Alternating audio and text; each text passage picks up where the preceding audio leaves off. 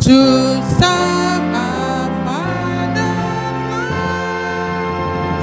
with all my strength and faith. The name of our hero shall never be in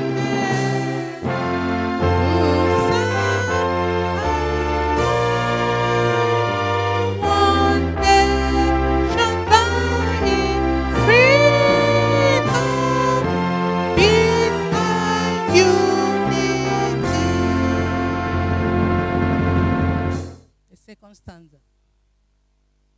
O God of our creation, that right our noble cause, that our leaders right, help our youth the truth to know, in love and honesty to grow, and live in just and truth, great lofty heights attain, to build a nation where peace and justice shall reign. So help us, God. Amen. Thank you. You can do that better for her. You can do better for her, please. Thank you very much. We will not be wasting much of our time. I want to say once again, thank you for coming, every one of you. And to introduce some of our dignitaries, we'll just mention one or two at this moment. And I am glad to let you know that His Royal Majesty, Ambassador Regent Adekemi Omoribo La is in the house. A saint of Oka, Akoko, Ondo State. Ma, please, if you are there, we want to celebrate you. We want to celebrate you. Are you there, please? All right. The name was given to me, and I want to be very certain around. One time, Federal House Rep, an ordained bishop, Doctor of Divinity, a Brigadier General in Divine Chaplaincy, USA. I thought by now you'll be putting your hands together. United Nations Ambassador, Universal Peace Ambassador, the General Overseer of the Christ Church on the Hill, President and founder of Lifesavers Ambassadors. You've heard that name before. Put your hands together, please.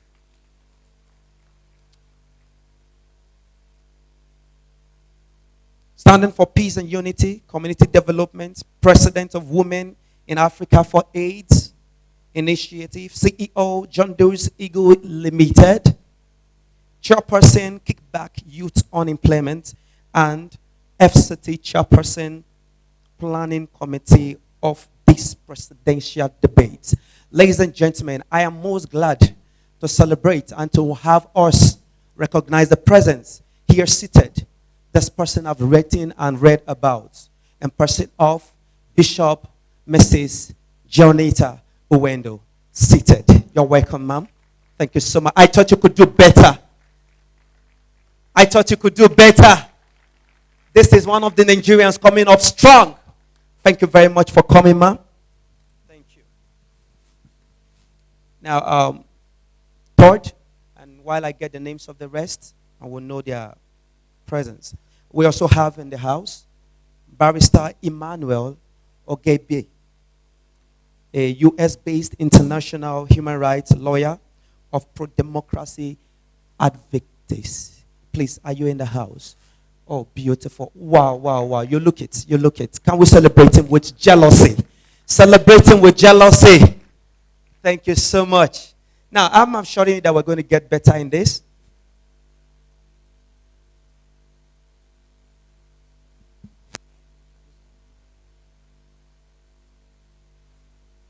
Thank you very much. I've just been asked to add something more to what we're doing. Thank you so much. Now, also welcome for a welcoming address, and we have in the house in person of Ambassador Uche. Please, if you're in the house, can we welcome to the podium? Ambassador Uche, please. You're next in line. We would like to have Ambassador Uche. Yes, for the welcoming address. Are we expecting you? Thank you. Thank you. Now, I want to believe.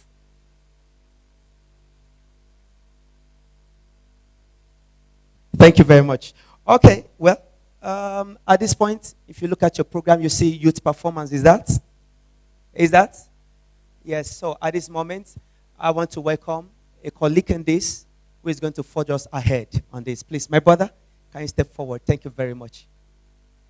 Thank you so much. Ladies and gentlemen, please permit me to recognize the presence of our executive chairman, our presidential candidate, who are our guests here tonight. First, I want to start recognizing they are here, all of them. Please, a round of applause for them. It's not easy to run a presidential candidate. SARS, you are highly welcome. The youth, Nigerian Youth Decide, worldwide, is an organization that is non-partisan. We are here to make the change that we have been chanting for many decades. But thank God for this great organization that come on board to make sure that this change is now. We are seeing fresh people, people that have the country at heart, fresh ideas. They have all it takes to give Nigerians what they want and take Nigeria where we should have been, not where we are. Please, a round of applause for them.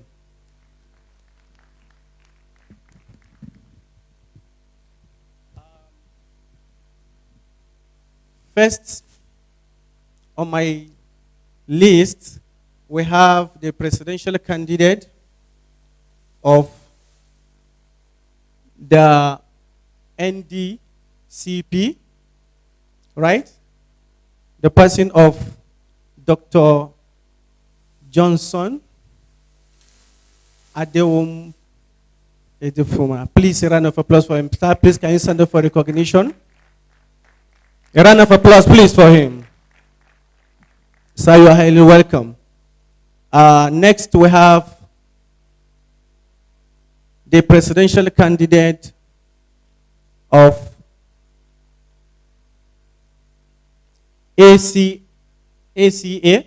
right? ASD, sorry. And the person of Mr. Fasua, Tope Fasua, please, a round of applause for him, please, sir.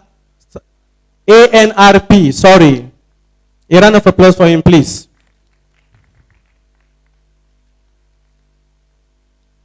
We have Honorable Davison Isabong Okeme. A round of applause for him, please. We are going to invite them to their different political party, and you are going to know which political party they belong. And we have His Excellency, all of them. We have Mr. Ali Soyede, the man from London. A round of applause. As the owner of Ben TV, right now as we speak, what we are doing right now is transmitting live. Right, sir? A round of applause for him, please. We have Mr. Ayo De Silva, our able chairman. A round of applause for him, please. Thank you very much for coming.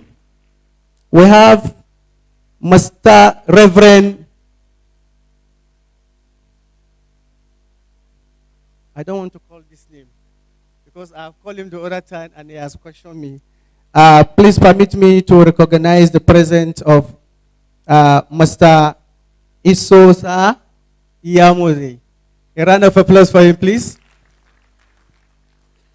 And here, the last but not the least, as we are still expecting the other presidential candidate, we have in our midst Mr. John Dara. A round of applause, please. Thank you very much. Let the MC, my colleague, take care from there. A round of applause, please, for them. Thank you very much. You've done just well. Thank you so much. Thank you so much. Now, at this moment, we are going to welcome a young man that came in here, and the way he was looking really spoke that he thinks of Nigeria so well. Ladies and gentlemen, he's coming to present a particular paper, and he's no only other person than Sir Orwell King Plank Gutab. That name is strong, and he's nicknamed Mr. Africa. Mr. Africa, can we welcome you to the stage? Come on. Thank you very much. Celebrate this young man.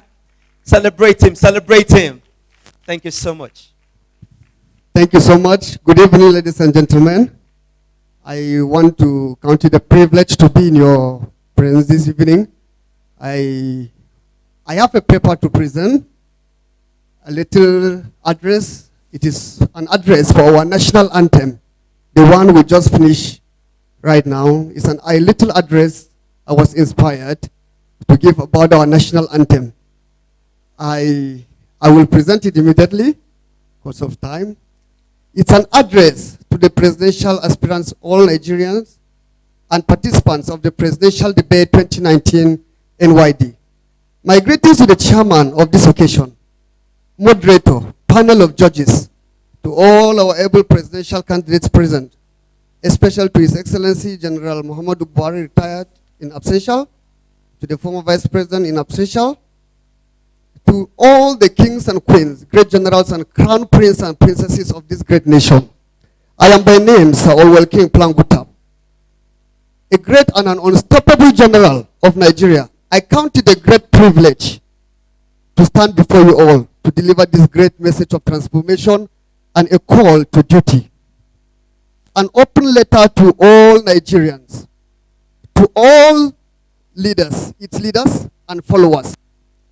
I titled it, I Wish. It's a breakdown of the national anthem. I wish the compatriots of Nigeria will arise and obey the call of their fatherland. I wish Nigerians will arise with all their might to serve their fatherland. I wish Nigerians will serve their fatherland with love, strength, and faith. I wish Nigerians will never allow the labor of their heroes and forefathers to ever be in vain.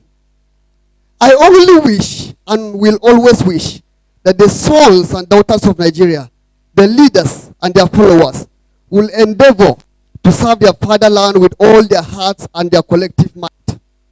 Then, great nation shall abound in total freedom from its slave masters, after which peace and unity shall be the major wealth of the land. It is time Nigerians stop singing the national anthem in a casual way, but let it be sung with understanding, meditating on the weddings, and a comprehensive practice of what the anthem says.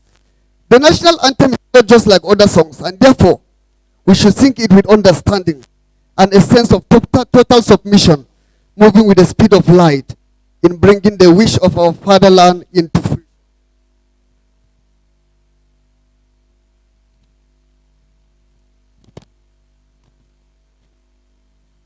The pledge, the national pledge, the oath taking.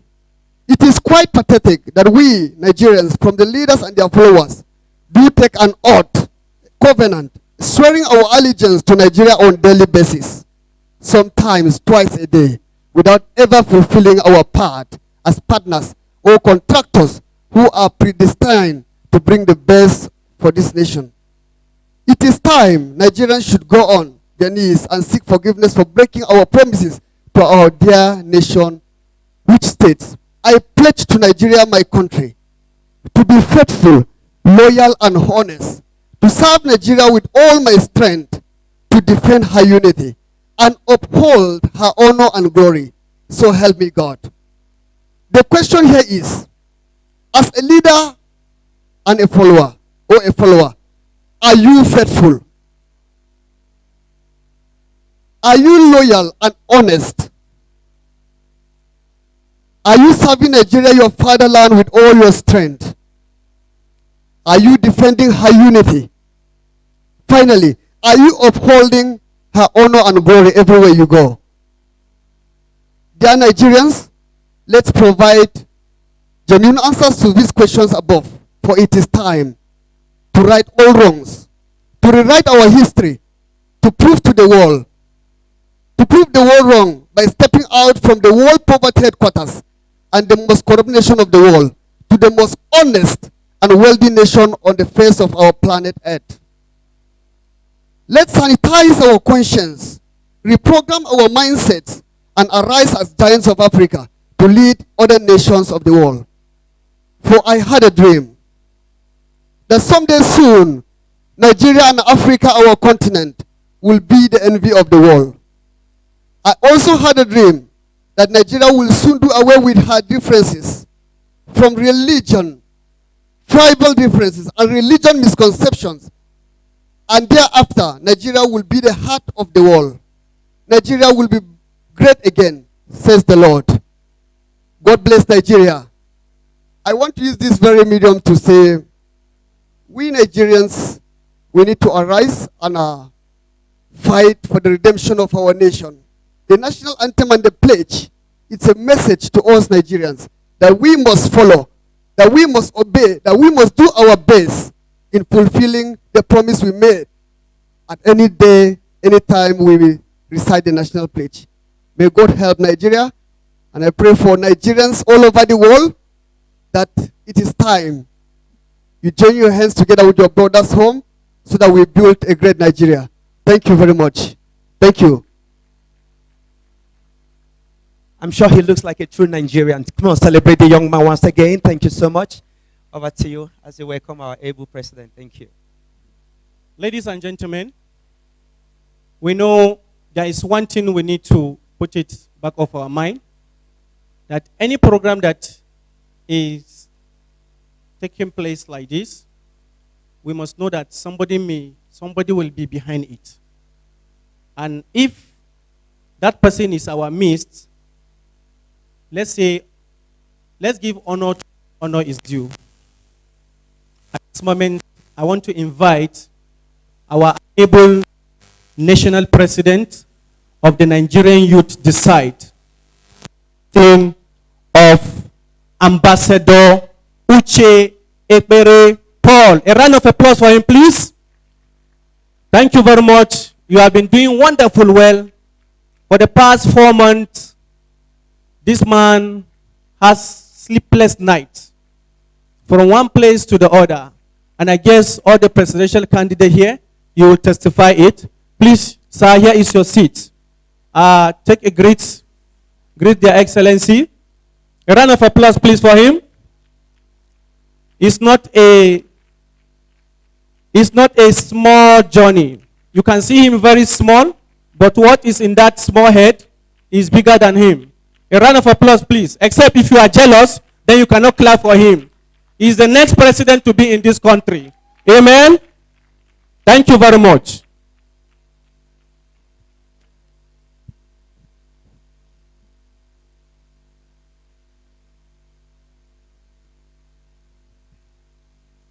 Wow, it's getting deeper. Touch your neighbor and say, neighbor, we're going deeper. Thank you. I'd like to let you know that going to the real thing at the moment. I will just introduce them to you, and I'll call one of the youth who want to sing to us about peace. Okay, thank you. And we're really trying to manage time here. Ladies and gentlemen, the panelists are wonderful fathers in the house whose judgment we are sure will be a righteous verdict. And we have 3 of them in the house. Permit me as I let you know who they are.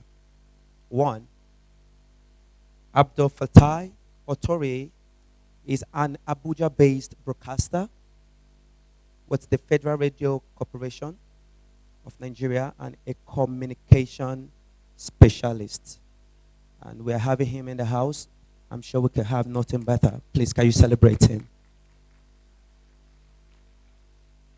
Sir, can I tell you the truth? When I saw you, I just felt good. So I think the judgment here tonight will be righteous. We need nothing more than that. Thank you so much. Can you celebrate him one more time? Secondly, we have in the house a barrister, and he is Barrister Emmanuel Ogibe. He is a US-based international human rights lawyer and pro-democracy activist. So we are most glad to have you. Thank you so much. Thank you so much. You look like you've been working with Trump recently, sir. All right. Now we have thirdly, in person of Mr. Chukwuemeka Okoria 4, who is an international development specialist with interest in social and behavioral change communication. He is the publisher of the Niger magazine online. Please, can we celebrate him? Now, may I proudly tell you that I have your application in my phone, sir. I always read Niger news. I hope they have been teaching us real good news. Put your hands together once again for him. Come on.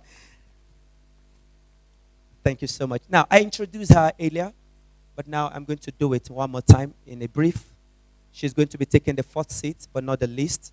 And she is, of course, Bishop Dr. Jonita Iwedu, the President, Lifesavers, a United Nations Ambassador, President, Women in Africa for AIDS Initiative. Ladies and gentlemen, please come welcome Bishop Jonita, if she's around. And she's, okay, we are very sure because of logistics, she will join them very shortly. Thank you very much, sirs. I want you to just relax. We want this young lady to come speak about peace. That is what we've been hungry for all these years. Really? Thank you. Okay. If that be the case, I have been beseeched to make it a while from now. Excuse me.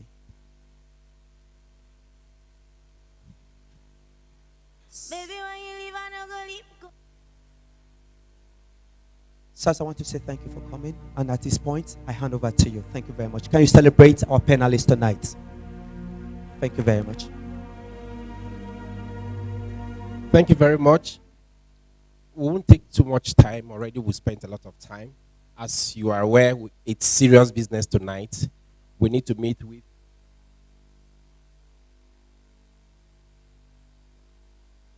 so like I said, it's serious business. But before we delve deep into that, to get to know our presidential candidates and hear them speak and tell us what they have for us, please permit me to give the president the microphone to quickly give us an address before we start. Honor should be given to whom honor is due. Please, a round of applause for him as he comes to the microphone.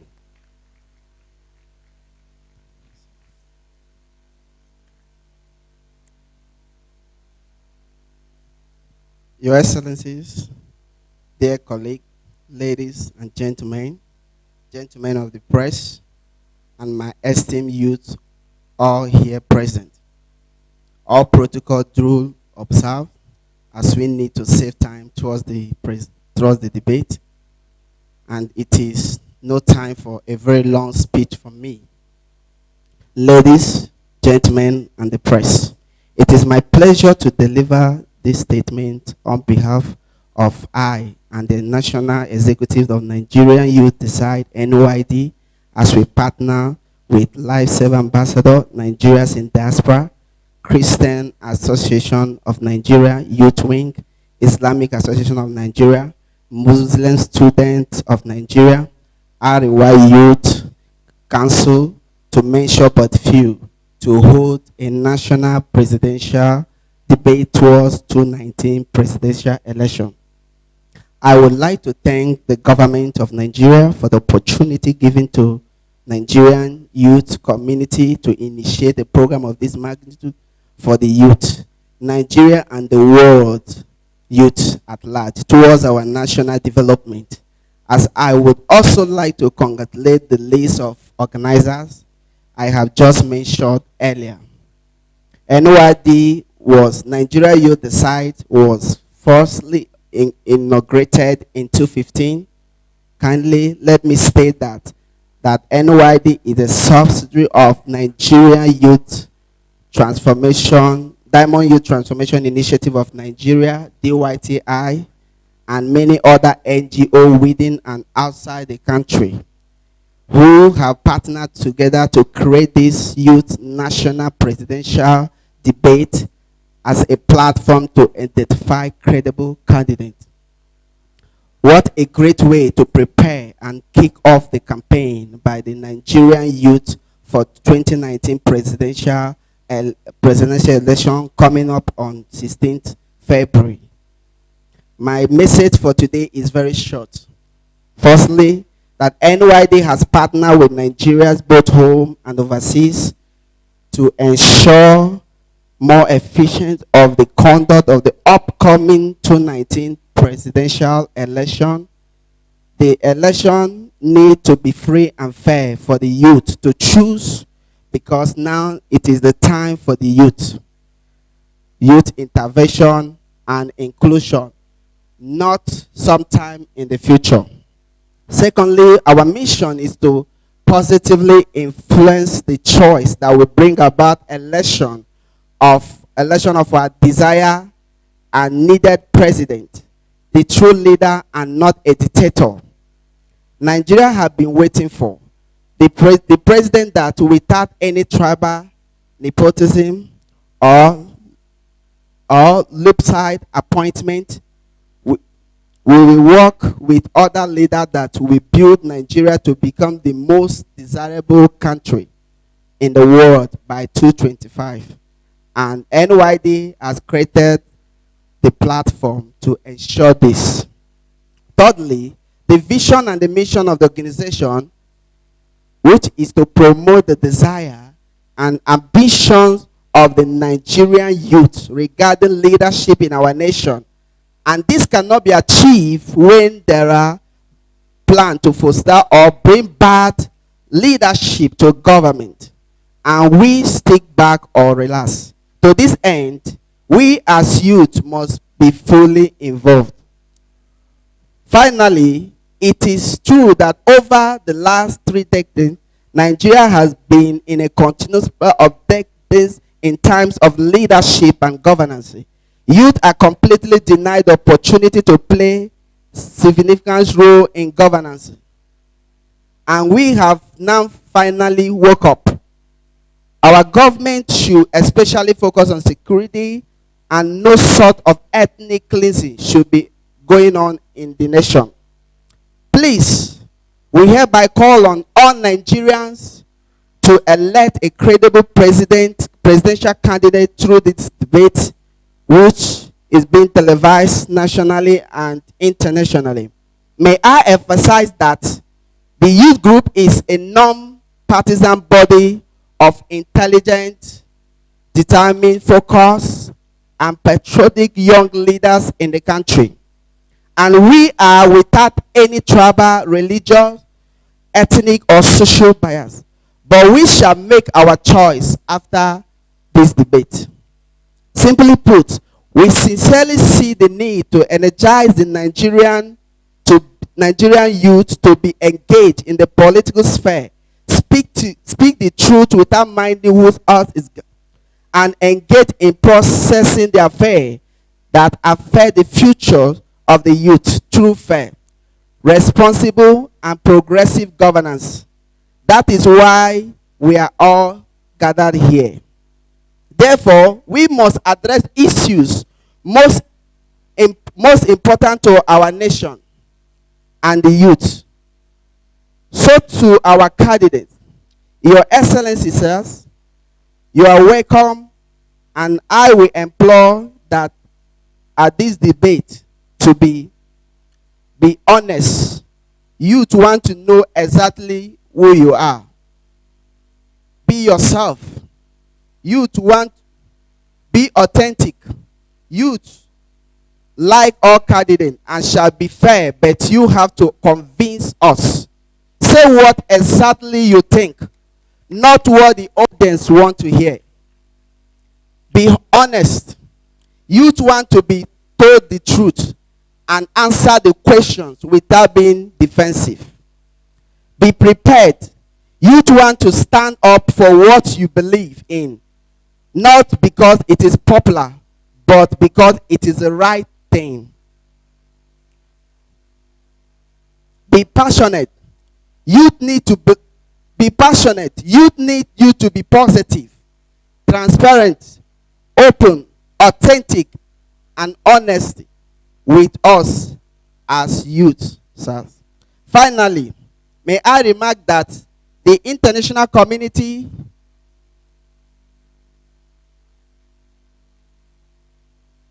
and partners of this event are all here present towards the certified conduct of this event and towards the conduct of 2019 election. It is refreshing and consoling that there is a renewed call to order an era of reckoning. Once again, on behalf of the NYD, our collaborators, I thank everyone, especially the youth, and all agencies for their support, and I express my deepest appreciation to all youth organizations and national institute here present for your excellent effort in making the Nigerian Youth Decide National Presidential Debate possible. Long live Nigeria Youth Decide. Long live Federal Republic of Nigeria. Thank you, Ambassador Uchechukwu Ekpere Paul. Thank you. You could do that better for him. You could do better for him. Thank you so much, Ambassador. You're welcome. At this sensitive time, I would like to call all the candidates, but please permit me a few seconds. The bishop seated will be hosting a prophetic meeting, a prayer for the nation, and this has got to do for the success of the election. And if you're in the house and you wish the nation well, it is your spiritual responsibility to be part of this meeting. Coming up on the 8th of February, 2019, 10 a.m., and it's hosted by Bishop Dr. Jonathan Owendo. Please, if you're interested, you want to be part of it in one way or the other, submit your name and your phone number to any of the ushers around. Thank you for that. It is for the nation. God bless. Can we at this moment welcome the candidates to the podium as the panelists handle the rest? Thank you very much. Thank you very much. I might as well be addressing the president come February, so I need to stand and take this session. On behalf of the panelists, I'm going to introduce to the high table, and when you get to the high table, you do proper introductions because we really want to get to know who you are and which party you represent. So please, let's make welcome to the podium as they come. I'm not going to call them I'm going to call them in, not in the alphabetical format, so forgive me if I don't call your favorite candidate first. So please put your hands together as I welcome to the podium Davidson Isibo Akimen as he comes. A round of applause for him, please. There will be proper introductions. They will do that themselves. Also put your hands together as I invite to the podium no other but Tokwe Kolade Fasau as he goes to the podium. A round of applause for him, please. Put your hands together also for Dr. Johnson Edo Songwan as he goes to the podium. Don't get tired of clapping. It's free. At this event, it's free. You're not going to pay for clapping. Put your hands together also for Ali Shoyode as he goes to the podium. Also put your hands together for Ayo Da Silva. Just go and stand in front. Please don't go stand in another person's party. Don't forget. Check out and make sure you're standing in front of your party. So we don't go and send our votes the wrong way. Engineer Yabaji Yusuf Sani. A round of applause for him as he goes. Dr. John Dara as he goes to the podium. A round of applause for him also.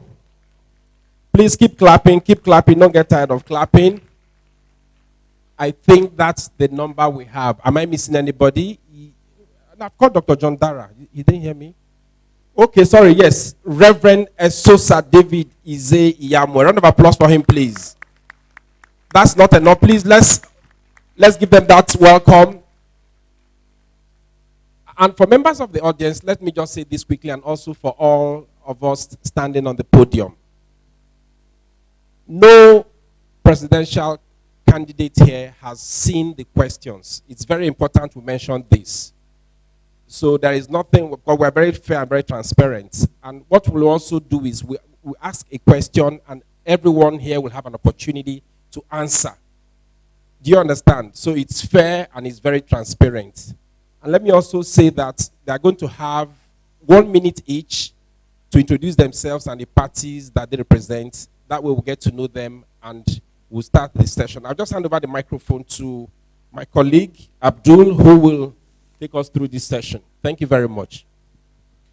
Thank you very much. For the audience, please, I'd like for us to note that as much as possible, we would not want you to cheer, jeer, or shout.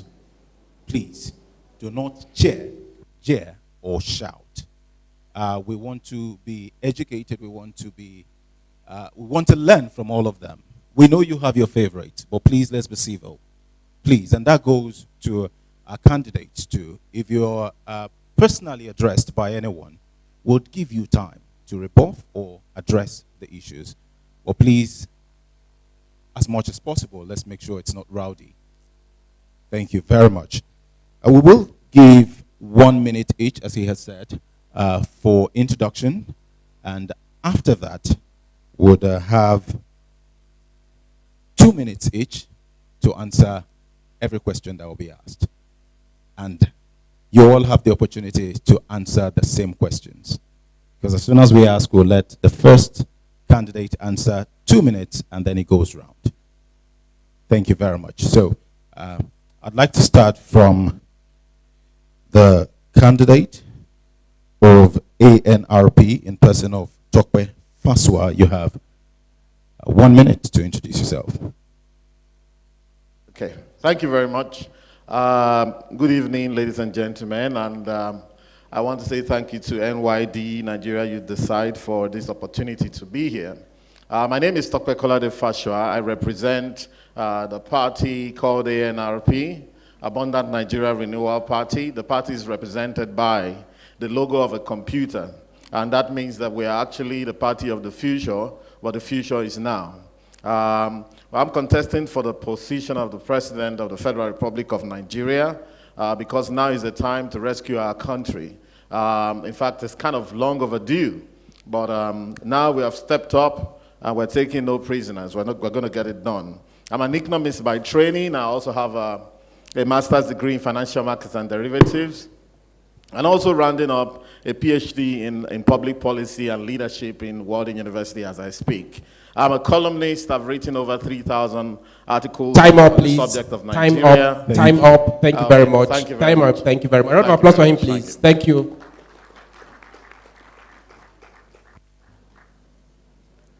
You may go ahead, AST.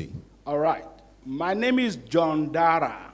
I'm the presidential candidate of the Alliance of Social Democrats, ASD. The logo of our party is lamp on the map of Nigeria because we are bringing light to the nation. I was born in 1955 in Kwara State. I'm 63 years old.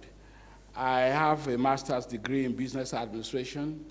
I'm actually a management consultant.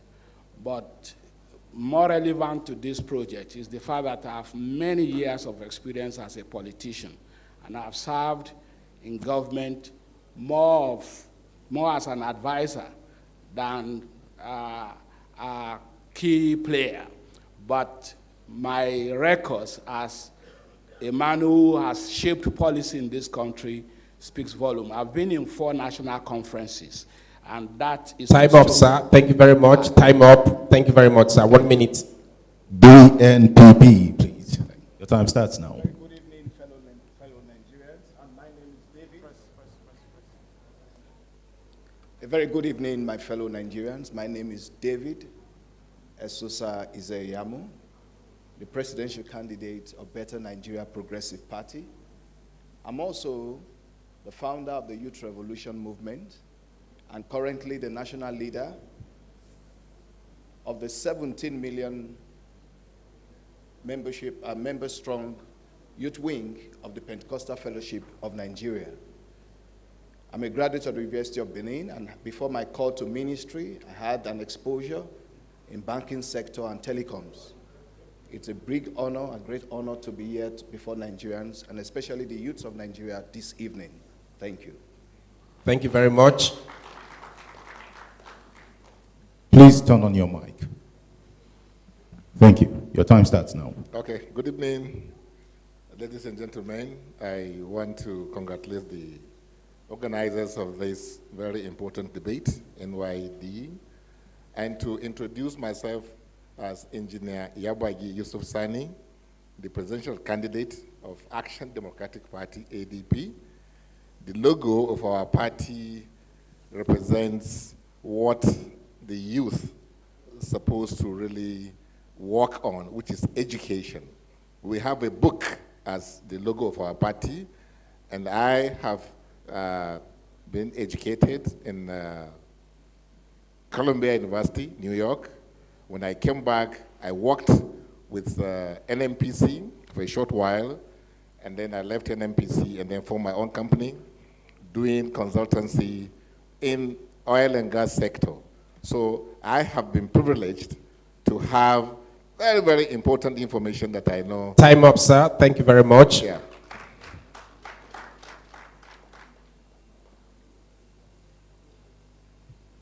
Next, please. Turn on your mic. Please, only 3 microphones can work at the same time. So please, once you're done, you can turn off yours. Thank you. Good evening. I'm Johnson A. Dassaman. I am very delighted to be here, and I want to thank you for the opportunity. I come with a world-class experience from over several countries all over the world. I have 2 doctorate degrees and over 16 certifications in different disciplines. I have served in public and private sector organizations in all of the large agencies in the United States and around the world. I'm here tonight representing NDCP, Nigerian Democratic Congress Party, a credible alternative for the future. Thank you very much. Thank you, sir. You may go ahead. Good evening, ladies and gentlemen. First, I want to thank the Nigerian Youth Decide for giving us this opportunity to be here. My name is Honorable Ayo Da Silva. I'm a healthcare practitioner in the United States, but a Lagosian by birth. I was born here and bred here, and I had contested for House of Reps and Senate prior to now. But this time around, you will all agree with me that Nigeria needs to be saved. And based on that is why I have chosen the highest office to save Nigeria from the mess we are. Our party is Save Nigeria Congress, SNC. We have the millet, which shows abundance of food, which is lacking at this moment, and what Nigeria needs to sustain itself. We have a 14-point agenda, which I'm running on. I hope the panels will allow us to elaborate on how we want to fix this country. I have been abroad and I have participated in many elections, including serving in Barack Obama's campaign twice, and prior to that, electing Time up, sir. Thank you very much. Time up. Thank you. We'll come back to that. Yes, party, please. Hello, good evening, ladies and gentlemen. Ibo Kwenu, Dalu, Aham Balista Shodi, AS, the bridge. Na I guess what Mata number the Kena Wuda, Moki, Ekale Guguin. Well, I'm from the Yes Party, which is Yes Electorate Solidarity. I was born in the northern part of the country. My parents are from the north and the south. I'm classified to be the bridge, somebody who can unite a country. I'm a former chairman of Nigerians in the Diaspora Organization responsible for more than 10 million Nigerians outside the country. I'm a mentoring commander, which means I've been mentoring a lot of Nigerians youth and those people who want to go into business. The only thing I know, I eat, I drink, is Nigeria. So I went to Europe and I set up the first black TV station called Ben Television in order to continue to promote and reduce the negative effect of my country called Nigeria. Nigeria is a good country, and I believe you, ladies and gentlemen here, want to have a better and a greater country. Do you want a better and greater country, yes or no? Yes. God bless you. Thank you very much. You may turn off your microphone, and we have GDPN. Yeah. Your time starts now. Thank you. Good evening, ladies and gentlemen. My name is Dr. Davidson Isibo Akiman. I was born 53 years ago in Kaduna State. I hail from from Ekboma in Edo State. I attended Army Children's School Kakuri, Kaduna, Nigerian Military School Zaria, and I went to the Nigerian Defense Academy, where I came out with a combatant commission and a presidential parchment of commission. I attended the University of Ife for my first degree, combined honors BA, Portuguese and French. I speak French, Portuguese, and I have a working knowledge of Spanish. I speak Hausa, Yoruba, Igbo, and Ishan. I have a master's degree in international law and diplomacy. I have another master's degree in criminology, all from the University of Lagos. I'm concluding my postgraduate program, my PhD in political science, peace and conflict resolution from Babcock University. Today, I'm a pastor and a minister of the Time up, gospel. sir. Thank you very much. Once again, the audience, we will assume that this is just an introduction, and that's why we allowed for the chair. Please, as soon as we get into the meat of this discussion, let's keep it down, please. Because we know that we all have our supporters here, but please, let's keep it down. Thank you very much. We have also met and consulted once again, and we have seen that 2 minutes might be too meager to explain whatever it is you want to explain to us, so we'll make it 3 minutes per question. Is that fair? Thank you very much. We'll make it 3 minutes per question. Let's quickly let you know that we'll be looking at areas that touches on the economy, corruption, job creation, education, health, and infrastructure. 3 minutes per question. Thank you. Good evening, esteemed contestants. Your first question is this. It has been said that people who have good ideas are not in power, and people who are in power do not have good ideas. So what good ideas do you have for which we should make you president of Nigeria and give you power? Thank you. Talk by Fashua. Thank you very much for the question. We know where Nigeria is, and so we can actually project from there. We have a rudderless economy. We have already loss of dignity on the part of everybody. We have a disunited country, and also we have hit the radar on all the bad indices, in terms of poverty, inequality, and what have you. As an economist, I've already been on the streets, pushing my ideas, and I can actually let you know that some of them have been taken on. I'm saying that Nigeria should be growing at double digit. That's one of the good ideas I have. Double digit growth rate. And I found out that countries that are matured right now, they grew at that rate, 15, 12%. Anyone that checked, like countries like the US, the UK, way back in the 50s and 60s. And I say, why can Nigeria not do the same? Because, of course, we're a toddler economy.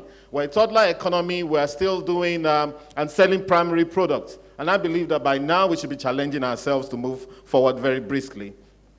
I'm also saying that Nigeria's budgeting is too low, because I've done my research and found out that Nigeria has the second lowest budget per capita in the world, only after DR Congo. And of course, we have the lowest budget to GDP in the world. And so I'm challenging Nigeria to do 15 trillion naira immediately. And when I come in as president in May 29, 2019, one of the first things we're going to be doing is to review that budget, because we have the capacity. If we say we're the largest economy in Africa, why are we doing 1/6 the budget of South Africa, and half the budget of Angola, and 1/4 the budget of Egypt, meaning that we're not providing for our people?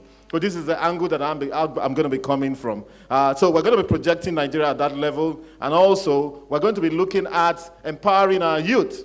I personally believe that everything we want to achieve as a country, we can leverage on the strength of our youth, their passion, their innocence, their energy, their creativity, in order to get to where we need to get to. And one of the very bright ideas in terms of repositioning education away from theory into practical is to say that from year 2, every student of university should be getting involved in projects that are geared towards solving the problems of the country. Students of civil engineering should be getting involved in building little projects, whether we call it a road, within the university or outside in the village nearby, doing something that's tangible. Students of electrical engineering are the ones that will solve our problems of electricity in this country. And even students of history, sociology, anthropology will be collating the history and the languages of different locations where they find themselves. And they will be paid. They'll be paid a token to encourage them, but they will be graded on the value of the work that they are producing. And I think that this is very important for us to play the catch-up that we require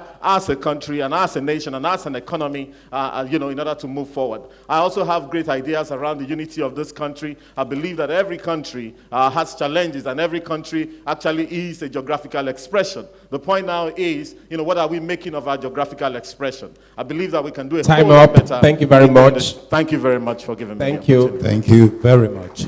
John Dara, your time starts now. very much. The Nigerian situation is really unfortunate. We are a very well-endowed country that has been unfortunate to have low-quality leadership, which has resulted in mismanagement of our opportunities. I'm coming on board as the next president by the grace of God because I believe you need strong leadership. You need an ideologically driven program. And this party, Alliance of Social Democrats, is arguably the only ideological platform on this podium tonight. The truth of the matter is that a social democratic agenda includes free enterprise, it includes democracy, but it also includes a special attention to the disadvantaged and those who need government intervention. This is what is different from the Bretton Woods-driven policies we've been operating, which has been insensitive to the needs of the poor. Our country is at war with itself. There's a need for a leader who can bridge the gap between the North and the South, the gap between the rich and the poor, the gap between ideas and implementation, the gap between the poor and the rich. We have a lot of great ideas. As I said in my introduction, I've been in 4 national conferences. In a sense, I'm a walking encyclopedia of the recommended solutions. However, the problem is that these solutions have never been implemented. And so when I become president, I'm going to get the nation to become a mobilized force to implement the recommended solutions. So social mobilization is very critical, and we are going to make sure we run an all-inclusive government in which citizens are participating in productive activities. The key to national development is production, production, production. But in achieving that, you must develop your human capital to the level where every citizen is able to add value to the development of the country. So for us, we have a 3-pronged approach: reform, development, and security. Under development, we have 3 sections: human capital development, infrastructure development, economic development. And when we go on in the discussion, I'll elaborate on how each of these will impact in creating abundant opportunity. But more importantly, you cannot have progress where there is no security. You cannot have security where the children are not Time in up. school. Thank you very much, sir. Thank you very much. BNPP, Esosa David Izeyamo. Your time starts now. I come today in particular with a very heavy heart over what happened in Nigeria yesterday.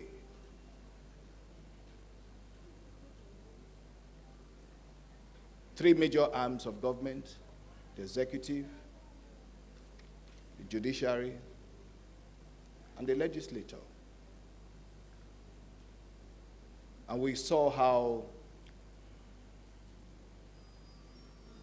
in an unprecedented manner, we saw how the judiciary was assaulted by the executive arm of government. Nigeria has remained where it is today primarily because of failure of leadership. We have found a solution, and we have a solution. It's captured in a 10-point agenda: economic prosperity, youth empowerment and inclusion in governance, rapidly improve power supply in all 774 local government areas of Nigeria, national security, and national unity. The presidency of David Izeyamo will give very special attention to human capital development. And our 5th and 6th points on our 10-point agenda captures human capital development in the realm of quality and affordable education for every Nigerian. And also we shall ensure that there is quality and affordable health care all over Nigeria. We will also, for the first time in this nation, bring deliverance and freedom and opportunity for two marginalized groups in this nation: the youth of Nigeria and the women in Nigeria.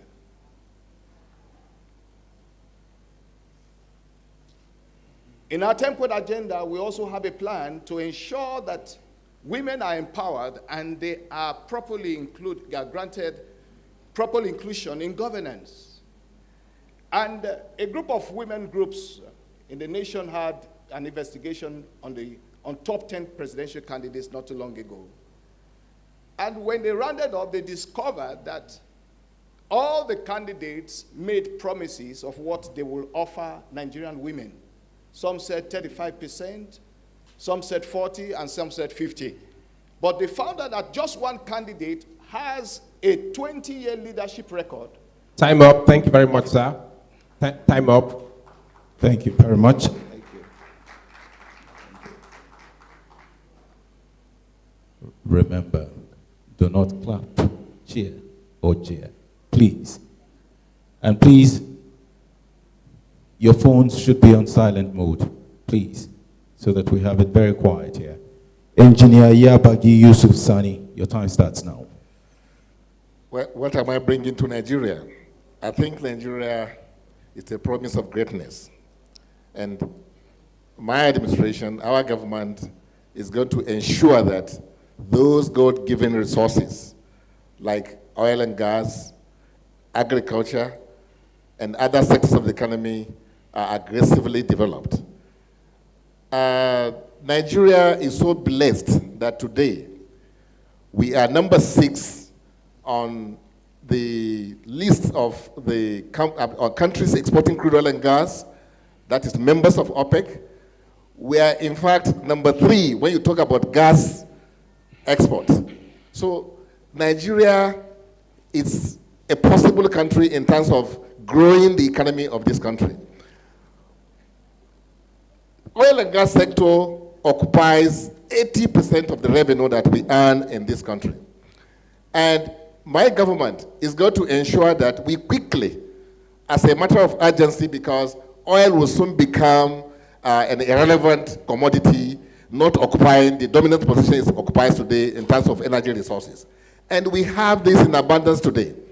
I will make sure that our government take full advantage of the benefits available, blocking the loopholes in that sector today, and ensuring that we plow what we get from that sector in aggressively developing agriculture, education, housing, power, and road constructions and things like that. We will make sure that jobs are no longer exported out of this country, because today we export this commodity in its crude form, and therefore we are exporting thousands of jobs, of skilled laborers for that matter, which youth like yourselves will benefit from to other economies that are already strong. What I'm saying is that there's no reason why a country like Nigeria today will be importing refined petroleum products. For God's sake, we have 4 refineries already that are supposed to be working.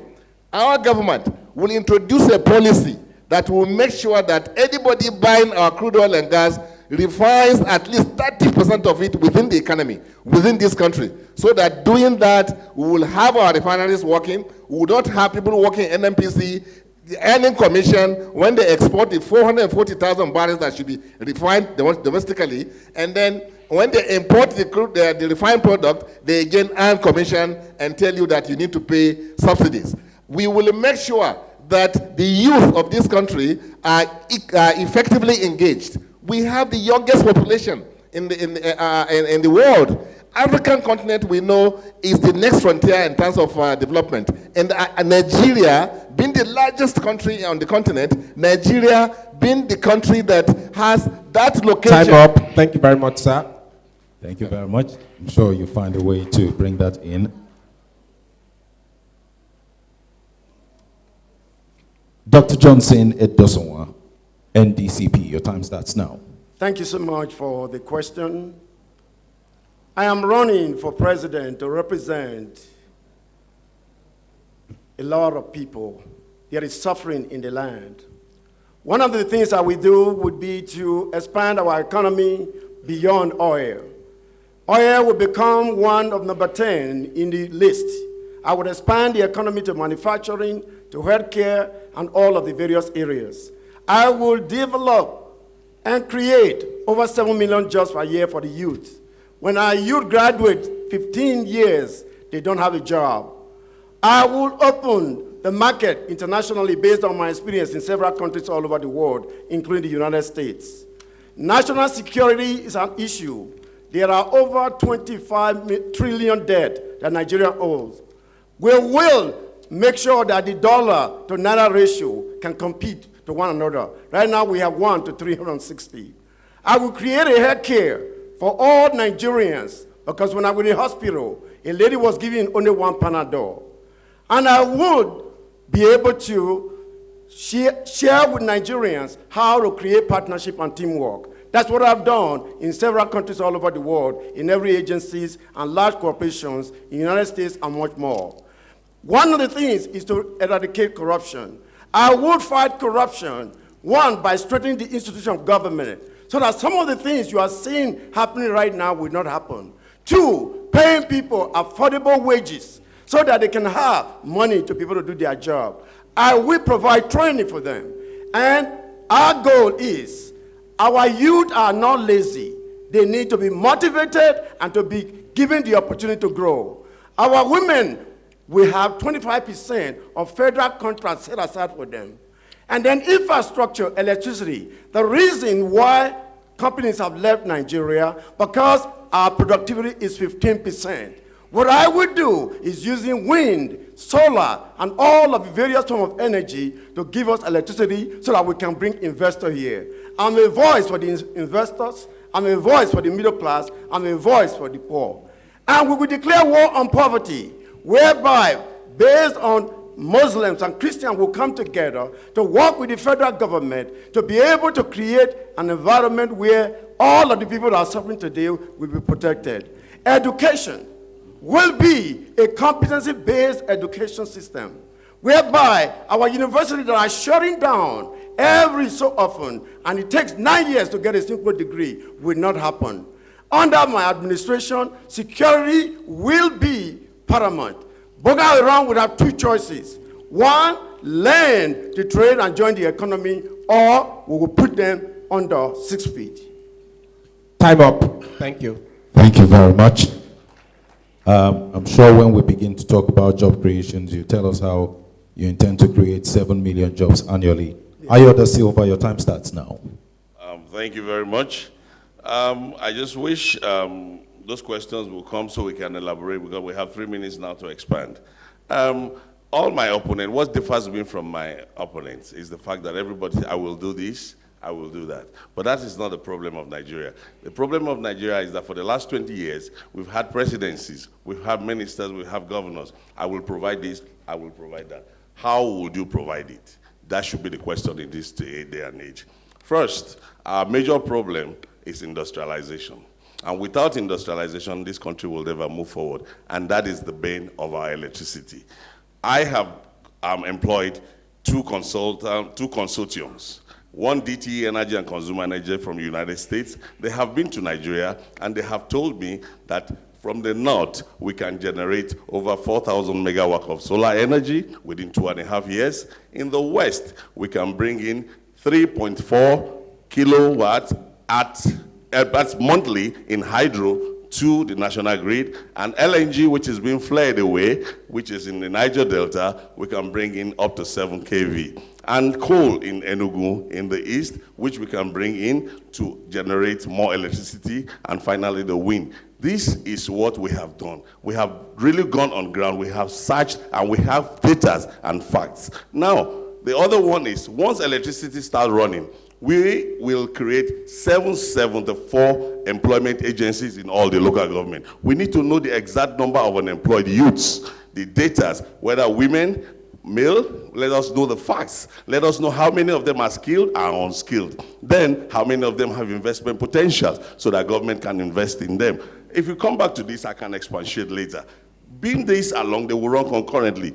We will give any Nigerian, all Nigerians, the national social security card. Right now, we keep speculating we are 180 million, we are 190. But with accurate data of national social security, we will have a system where, without census, we know the exact amount of Nigerians, the exact figures of Nigerians, those employed, those unemployed. And with that, we can bring in welfare system. There is a program called Welfare to Work. Students who leave schools should not be on the street, should not be doing 419, should not be trying to go to Libya. They should be getting a remuneration pending the time they are retrained for either a skilled labor or they are being placed into a government employment or a private sector. Lastly, security. Security has been a problem. That's why investors are here. But the reason is because instead of equipping our men and wearing a uniform, we take that money at the current government and they pocket it and spread it. No, we will buy the necessary equipment needed to train and to equip our men and women in the armed forces. And we will wipe out this menace of insurgencies. Time up. Thank you very much. Thank you. No clapping, please. No clapping, please. Please remember the house rules. Don't clap, chair, or chair.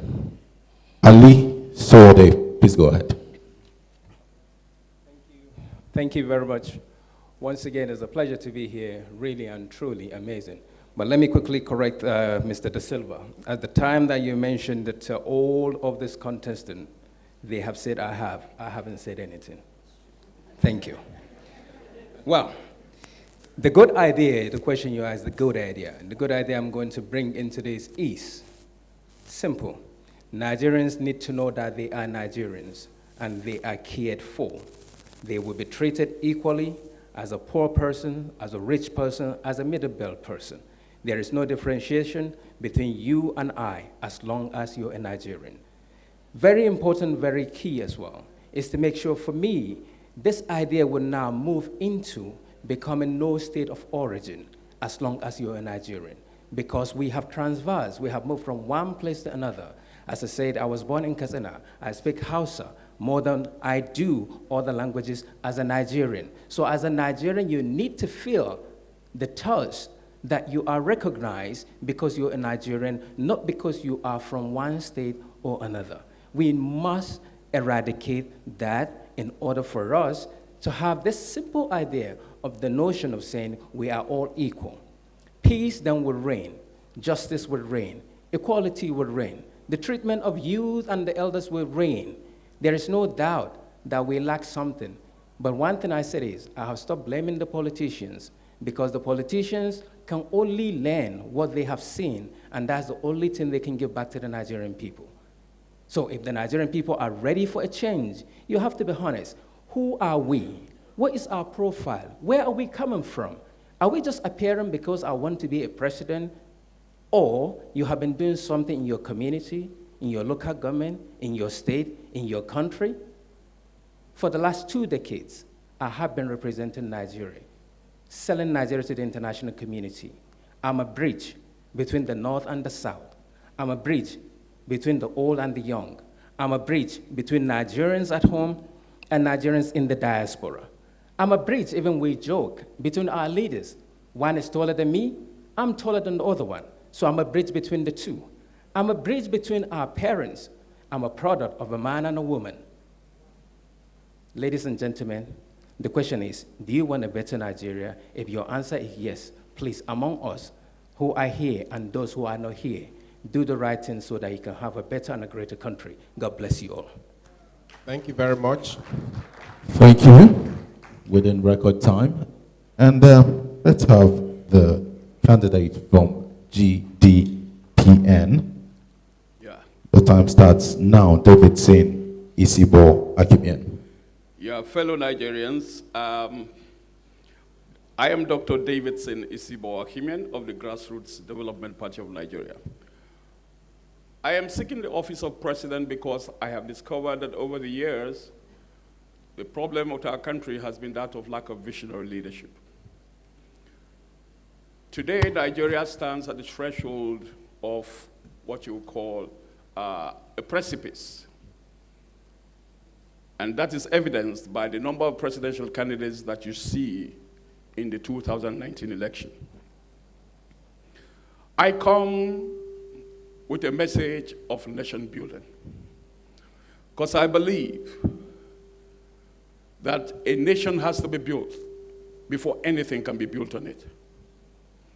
And so my persona is a representation of the true Nigerian. My upbringing, my constituency, the institution that produced me, still remains the fount of nationalism in this country.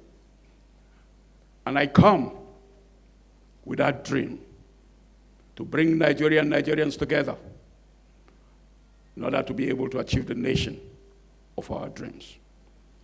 As a president, I have identified 5 areas that I need to work on.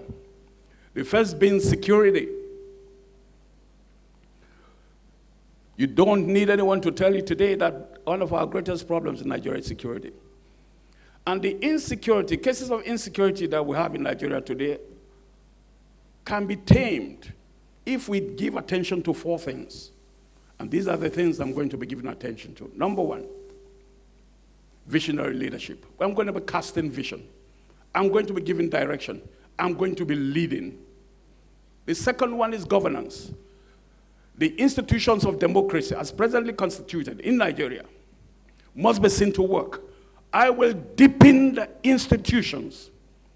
Recent events in our political history, as early as 24 hours ago, are a pointer to the shaky nature of our democracy. My administration will ensure the independence of the constituent units of our democracy. Number 3, lack of development. All these years, it has been politics and not developmental politics. It has been politics of self, party politics, rather than developmental politics. My administration is going to focus on politics of development, building infrastructure, lifting the people from the doldrums of poverty. And number 4. Time up. Thank you very much, sir. Value reorientation. Thank you very much. Thank you very much. First part done. The audience, you may clap now.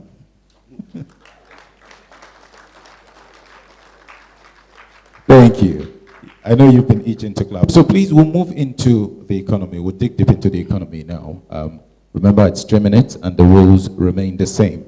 In order not to interrupt you abruptly, the timekeeper will tap on the microphone as soon as your time is done. Please, a minute to go. So once it's 2 minutes, he taps and you begin to round off. Please. Thank you.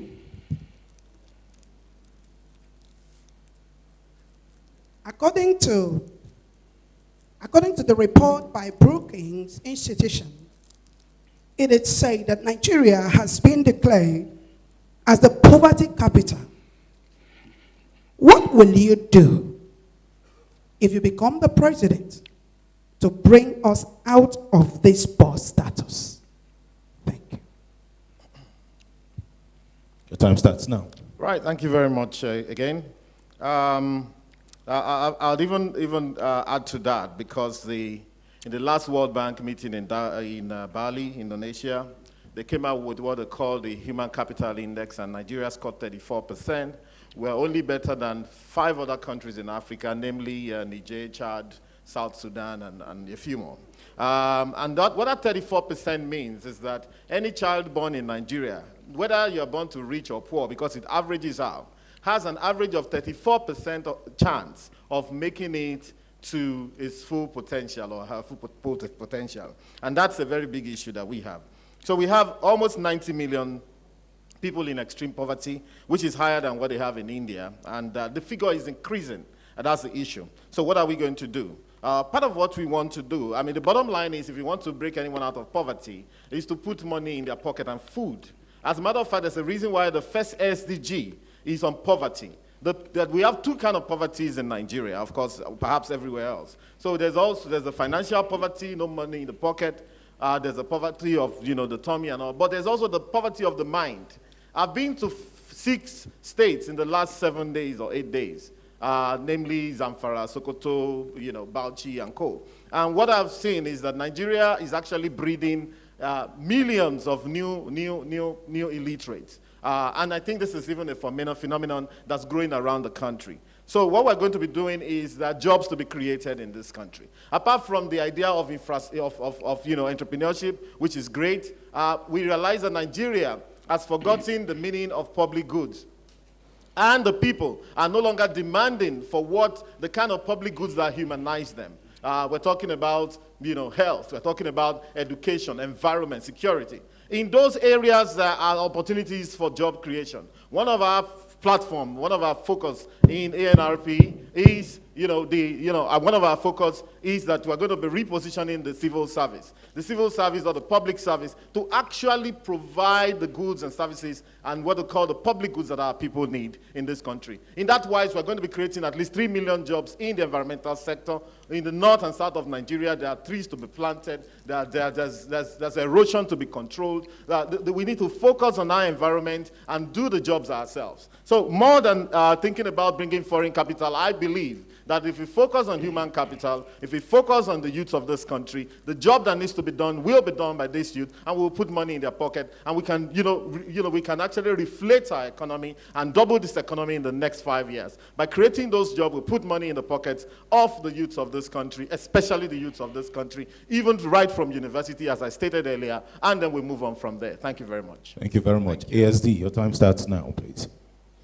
Thank you very much. The reason why Nigeria has suddenly become the poverty capital of the world is not far-fetched. We had it coming long ago when we did not put our children in school, when we denied the girl child opportunity for development, when the young people are growing without skills.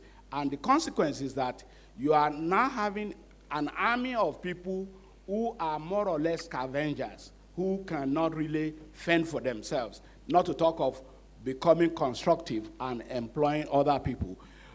Therefore, you must understand what we've been doing wrong. In order to address this, that is why the reform is the starting point. Because right now, governance is business of a small clique. And the consequence is that we have expressions like cabal and things like that. Only small people are involved. That's why, for us, we are going to mobilize all Nigerians. And it's going to start from kindergarten, primary school. Everybody will be educated, sensitized, and they will be taught skills to become nation builders. But beyond that is the fact that you must develop your human capital in such a manner that they will become capable of becoming self-fulfilled, self-actualization. There is also the area of economy. There are 3 things that will galvanize any economy. The first is productivity, the second is investment, and the third is expanding the revenue base. Where I hear my colleagues say, I will do this, I will do, where is the money going to come from? Even if you want to increase our budget, the first thing is you must have the money. And you can only have money by being productive. And that's why, for us, the economy must be diversified in such a manner that we can actually maximize value from fashion, entertainment, industry, oil and gas, petrochemical. We are not adding value to any of the things God has given us. Let me round up by saying that the local capacity is underrated. We will build our own infrastructure depending on Nigerian Society of Engineers. We are going to rely on the public-private sector partnership in order to get a lot of things done, so that it's not about budgeting and spending. It's about harnessing the private and public sector to maximize our output and get the result we need.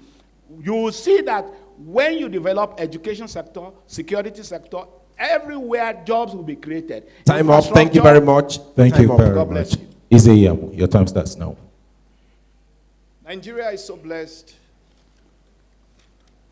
and ought to be living in economic prosperity. But for the last 20, 25 years, we've seen a consistent deterioration in the quality of life of Nigerians. In taking Nigeria out of poverty, we must deal with the causes. And one of the major causes of Nigeria's situation today is the monumental level of corruption and the false war, the fake war on corruption. For the first time, we are moving away, the presidency of David Esosa Iseyamo will move away from this fake war on fighting corruption, and we focus on preventing corruption and financial leakages. I'm privileged to be aware of certain avenues through which billions of dollars are being siphoned every year into private pockets. And it will shock you to find out that some of these people are not even the senators, and not even the well-known government officers. The presidency of David Esosa Iseyamo will curb these loopholes, and the money we will save for Nigerians from these sources will be deployed to take us in, not just into infrastructural development, but infrastructural excellence. We are all witnesses to what has happened in Dubai. 1990, it was a different story. But years after, that land has been transformed, and Nigeria will have a better testimony. In taking Nigeria out of poverty, we will also ensure that this issue of power challenge will be dealt with once and for all. We must acknowledge the fact that the challenge of power consumes up to 40% of the profits and running costs of most Nigerian businesses and entrepreneurs. To open up the sector, we shall create a conducive environment for business to strive in Nigeria. We will also provide a special fund for the empowerment of Nigerian youths and Nigerian women. And within 4 years, we have mapped out what will be done every year for Nigerian youths and Nigerian women to empower them, start off their businesses and strive as entrepreneurs. And those who are already in business, we will provide funds that will take their business to the much higher level. There is a new dawn ahead of Nigeria. It's going to be a new Nigeria of prosperity, not in one section of the country, but prosperity in all the 6 regions of Nigeria. Time up. Thank you very much. Thank you very much. Let's have you, Yapagi Yusuf. Your time starts now. Like I said before, Nigeria has no business with poverty.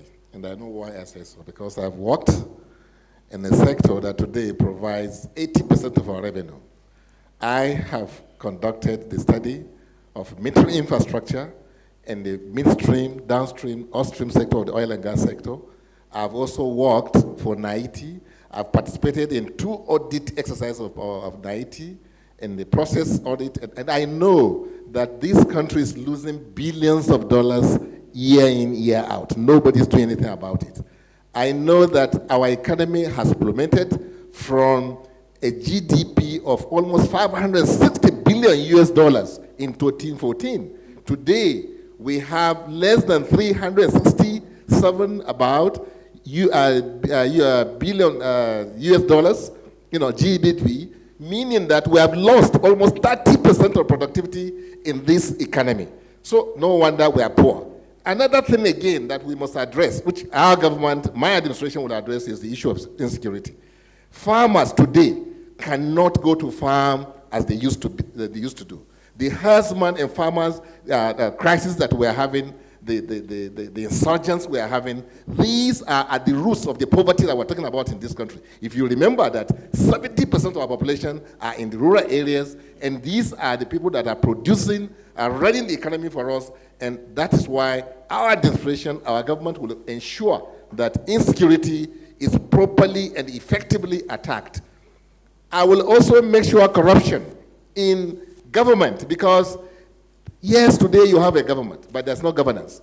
And we also know that a government is as strong as its regulatory agencies.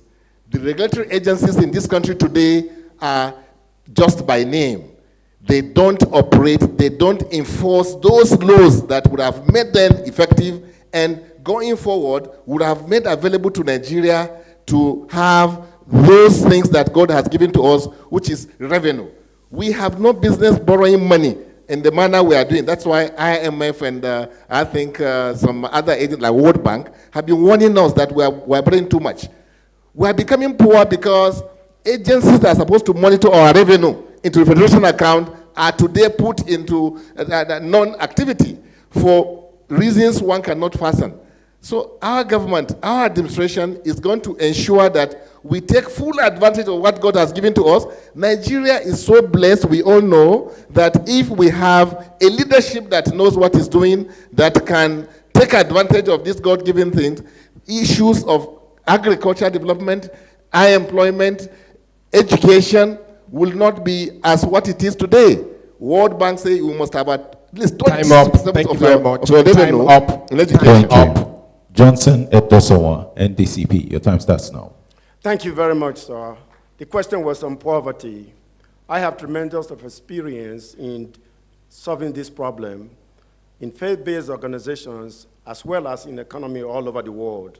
And I want to bring that best practices to Nigeria. Number one, we want to expand our economy, as I mentioned earlier, to create over 7 million jobs per year. 80% of our employment should be generated whereby the private sector have control. The government doesn't do a whole lot of things. It's a policy-related organization. The private sector should be related to that. Secondly, we want to be able to bring Christians, Muslims, pagans together to be able to assist those people that are suffering in the land. And then there will be research support grants that will be offered to this faith-based organization to deal with the issue of poverty. In education, we want to go to the people that are begging on the street to bring them, to provide them educations where they can be able to develop their skill to work.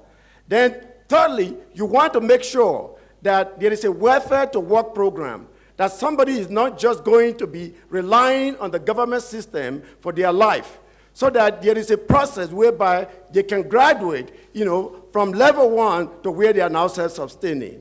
So you can talk about all of these. You need a transformation to get this done. And that transformation system is what I need to bring. In every sector of the economy, whether it's healthcare, education, infrastructure, you name it, we can develop all these jobs to feed our people. Secondly, you hear about the whole issue now. People want a bag of rice to vote. I'm not here to give you a bag of rice, but I'm here to give you jobs so that you can provide bag of rice to your community, so that you can create a future where everyone can sustain themselves, and the generation to generation, and that's what we need to do. We have to go away from this systematic corruption that we need to deal with. And that corruption needs to make sure that we solve it in the following manner. One, no one will be above the law. Number two, you have to pay people the right wages. Secondly, where this issue of poverty relies, we got to go in there and use survival statistics to deal with the issue.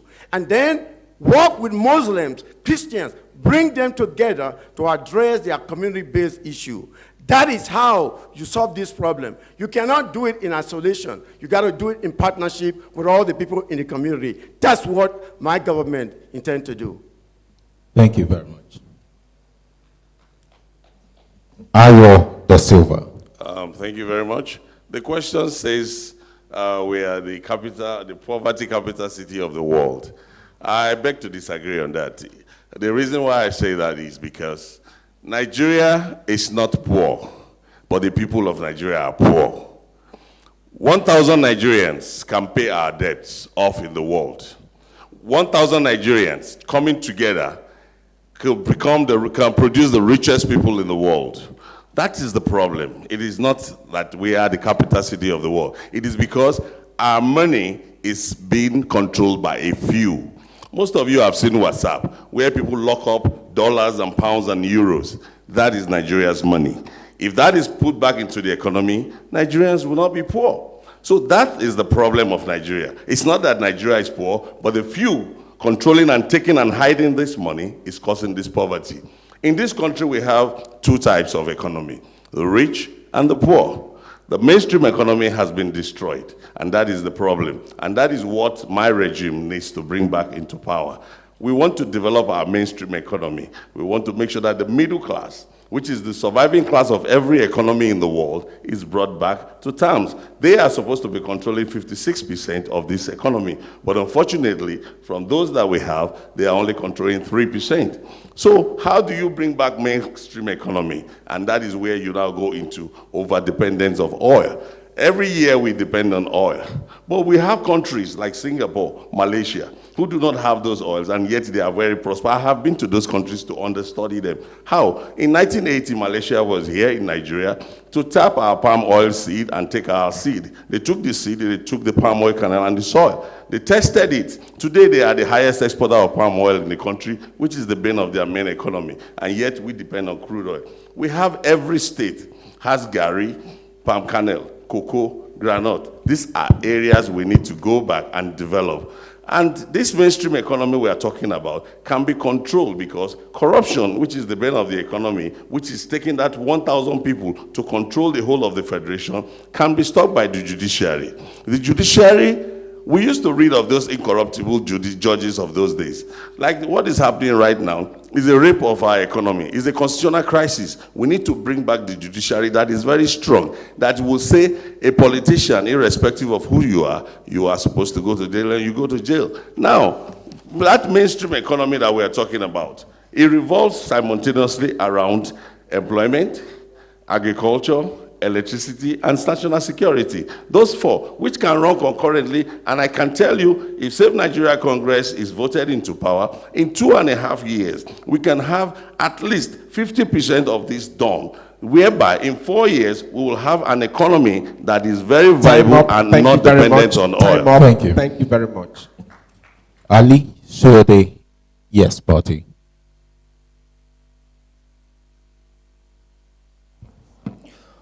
Thank you. Well, the yes, when you're really, really excited, you can just go yes in a big way. And that's what we stand for. Everything for me, being a Nigerian, is exciting. And as I said, yes, the first letter of that word, yes, is why. Why for the youths? What do? I'm a youth. I'm still very youthful. Though, my first child is a medical doctor. Apart from that, then you have to be realistic. What do we need to do to engage our youth? I believe we can go into the field of sport, entertainment, because everybody, once in a while, sit down and start talking about the global sport. And individual people are created who then become individual rich people. We have a Nigerian who somehow, Nigeria missed the mark, and now he's a heavyweight boxer of the world. The first person that might end up becoming a $1 billion person. He's Nigerian, Anthony Joshua, bless him. As we move on, then we have to talk about the economy. What do we do to get out of this so-called poverty of the world? We need to look at the economy. And this economy, we have people who are economists, and they know what to do. But you see, you can never find talent unless you are talented. And the difference is, we are talented. And by God's grace, we'll find the right people that will bring the economy that is needed. But nevertheless, what I'm actually saying here is we need to diversify our economy, not just talking about agriculture, because not everybody wants to be a farmer. Is that right? You can talk, you're using my second. So we still have education. Now we need to remodel our system. Every day we keep hearing that ASU is going on strike. We need to do something about it. Then we need to create employment. How do we do that? By probably bringing the central bank in to create a synergy whereby we can give free loans to our people. Then we're talking about energy. E is for another energy. We need power. Without power, you really cannot produce. When you look at it, the environment is being polluted on a daily basis by using generators in this country. We're killing our own people, and that's terrible. Then you need to move into enterprise, which now I include the agriculture, the health sector. We need to reform it. One talk, not just body language. People can write a wonderful manifesto to read it out. I'm not reading a wonderful manifestos out to you, ladies and gentlemen. We need to take care of our elders. That's another E. Welfare for our elders. They sweat. They work to get us to where we are, yet we ignore them. pension should be paid when it's due to each and every one of us. But apart from that, we just don't bring people in if they don't have another expert experience and the knowledge to do it. At the end of the day, you cannot enjoy all this wonderful thing. The last letter is S if you don't have security. Thank you. Thank you very much. Davidson Isibo, GDPN. Your time starts now. Thank you very much. Yes, as an employer of labor myself, I am an entrepreneur. I superintend over 4 companies under King David Group, and I employ over 8,000 Nigerians in 22 states of this federation. So I know what it means to empower youths. Most of my employees are youths, and I can tell the impact that their employment has created in their families and their communities. So I'm passionate about job creation. Where we got it wrong in this country with regards to job creation is because of the emphasis on government providing jobs. In developed societies, it is not the business of government to provide jobs. It's the business of government to provide the enabling environment for the private sector to thrive. It's private sector businesses that drive the economy. My government will embark on a lot of private-public partnerships. My government will support the private sector to the hilt in order to ensure that they take the mass majority of our youths out of the streets. We are going to be looking at education. We are going to be tingling with our curricula. All the universities today, they produce graduates, they churn out graduates. But how many of these graduates have degrees or certification that are relevant to the needs of society today? So we are going to be looking at technical education. We are going to be tweaking our educational curricula to favor science, technology, engineering, and mathematics. For these are where the world is headed. Then we are going to be looking at industrialization. Having taken care of the energy problem, we want to begin to see how we industrialize our country. Our foreign direct investment approach is going to be not for foreign investors and venture capitalists to bring in their finished products here, but to come set up industries here in order to give our people job opportunities, in order to give them opportunities to develop skills of their own, that they may become employers of labor themselves. We are going to be doing an agroeconomy. We are going to be commercializing and mechanizing agriculture. We are going to take advantage of the entire value chain of agriculture in this country that has been neglected over the years. In 4 years, we'll get the economy running again, and our people will be out of the streets. Thank you very much. You may clap, indeed. You may clap. All the contestants now, you're free to clap. A quick recap. The contestants have had the opportunity to address the report that Nigeria is world poverty capital. We've all heard them. We're going to move to the next, move up, one step up. And just remember, this question is asked for everyone to answer cross-board. There's also a slight change. We're just looking at our time now. So we're going to revert to 2 minutes, as against the 3 minutes we gave you initially. So what will still happen is, when it's a minute, I'll tap the microphone to say you have 1 more minute left. So we're no longer doing 2 minutes. Please, let's take note for those of us who are also timing, in the audience. So we're going to do 2 minutes. At 1 minute, I tap the microphone to help you round off. Now the question. There are many sectors your presidency could focus on.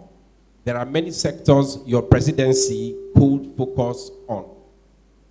What are the 3 most critical sectors you will focus on as president of Nigeria?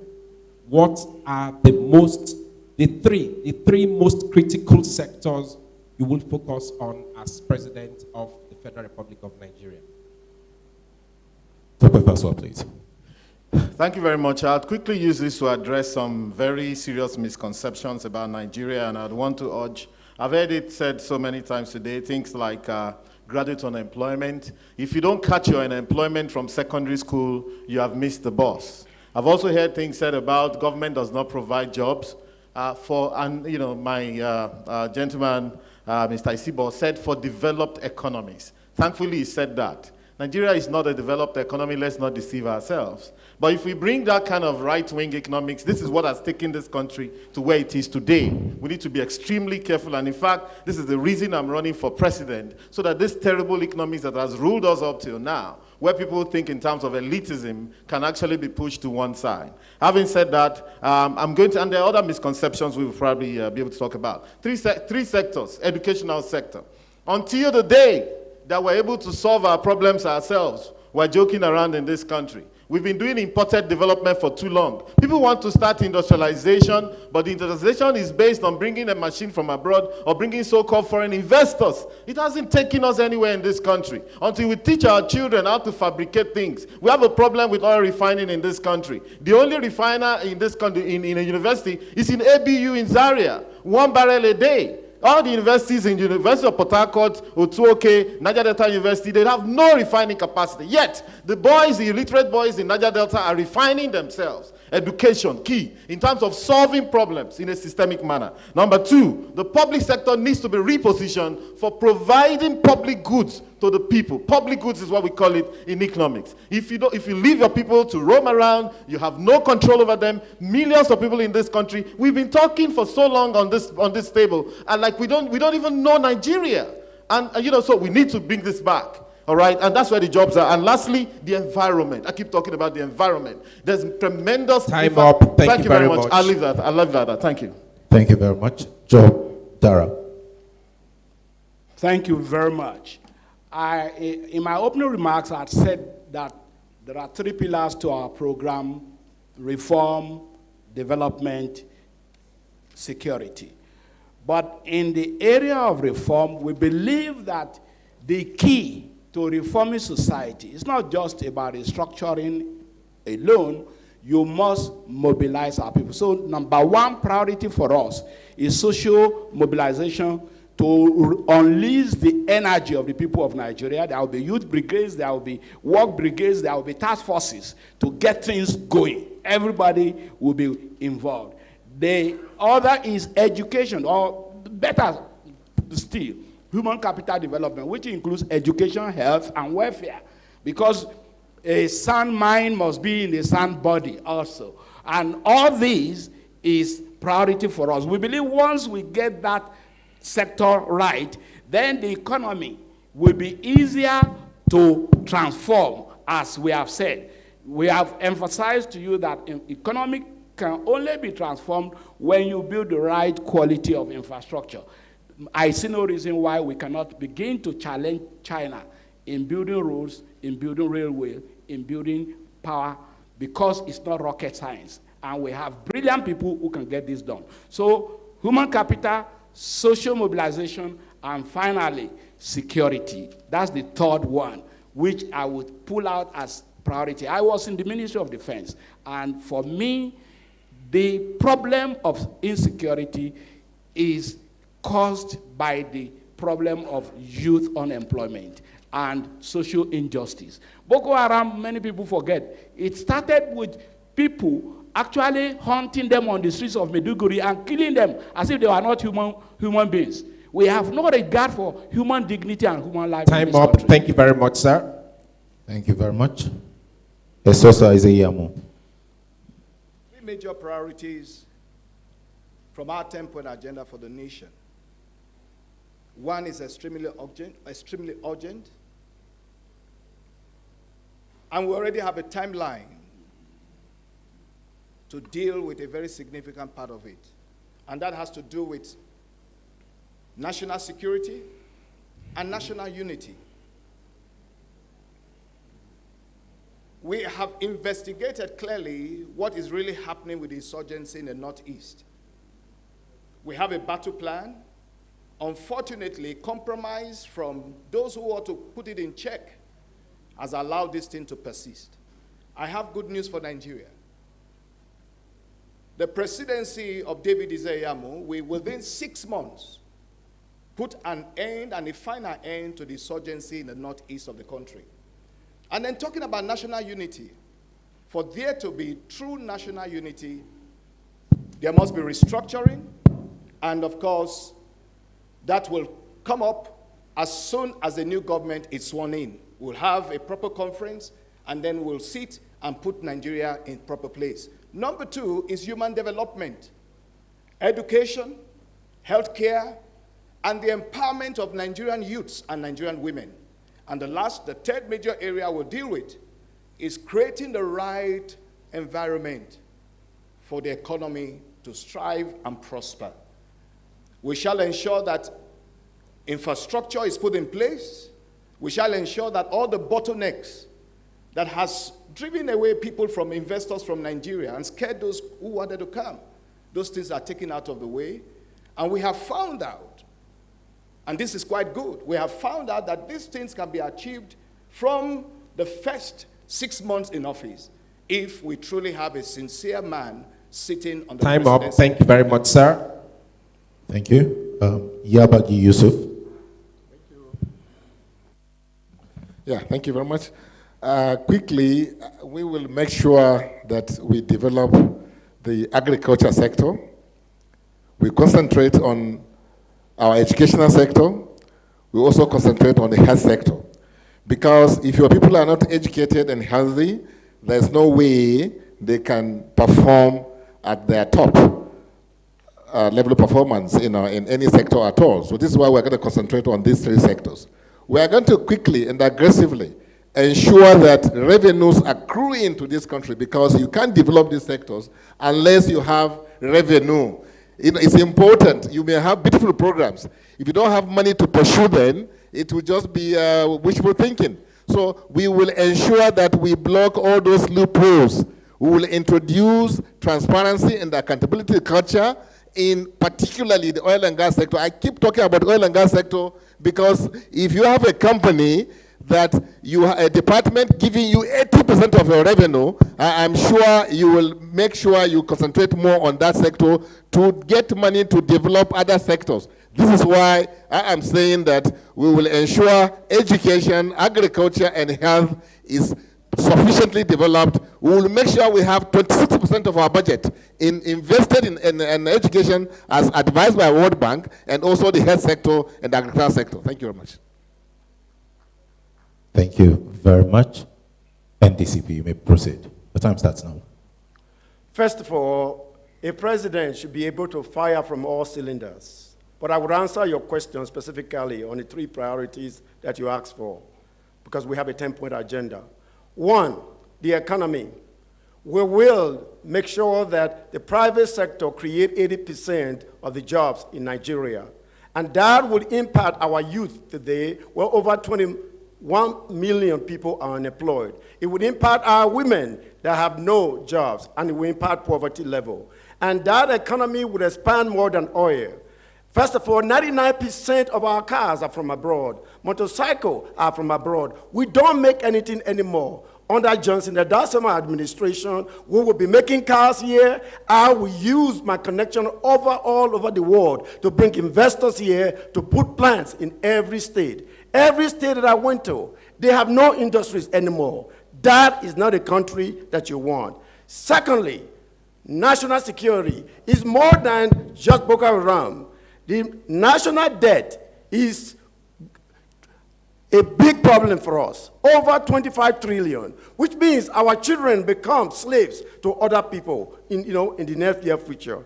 Secondly, in the national security, I want to empower states to become self-independent in driving competition, in solving all of the issues that they have.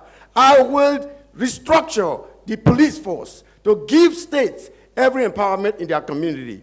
Thirdly, when you do this, the infrastructure, wind energy, solar energy, healthcare system for all Nigerians, that are cut across the board, you will be able to solve a lot of problems. Now, everywhere you go are potholes.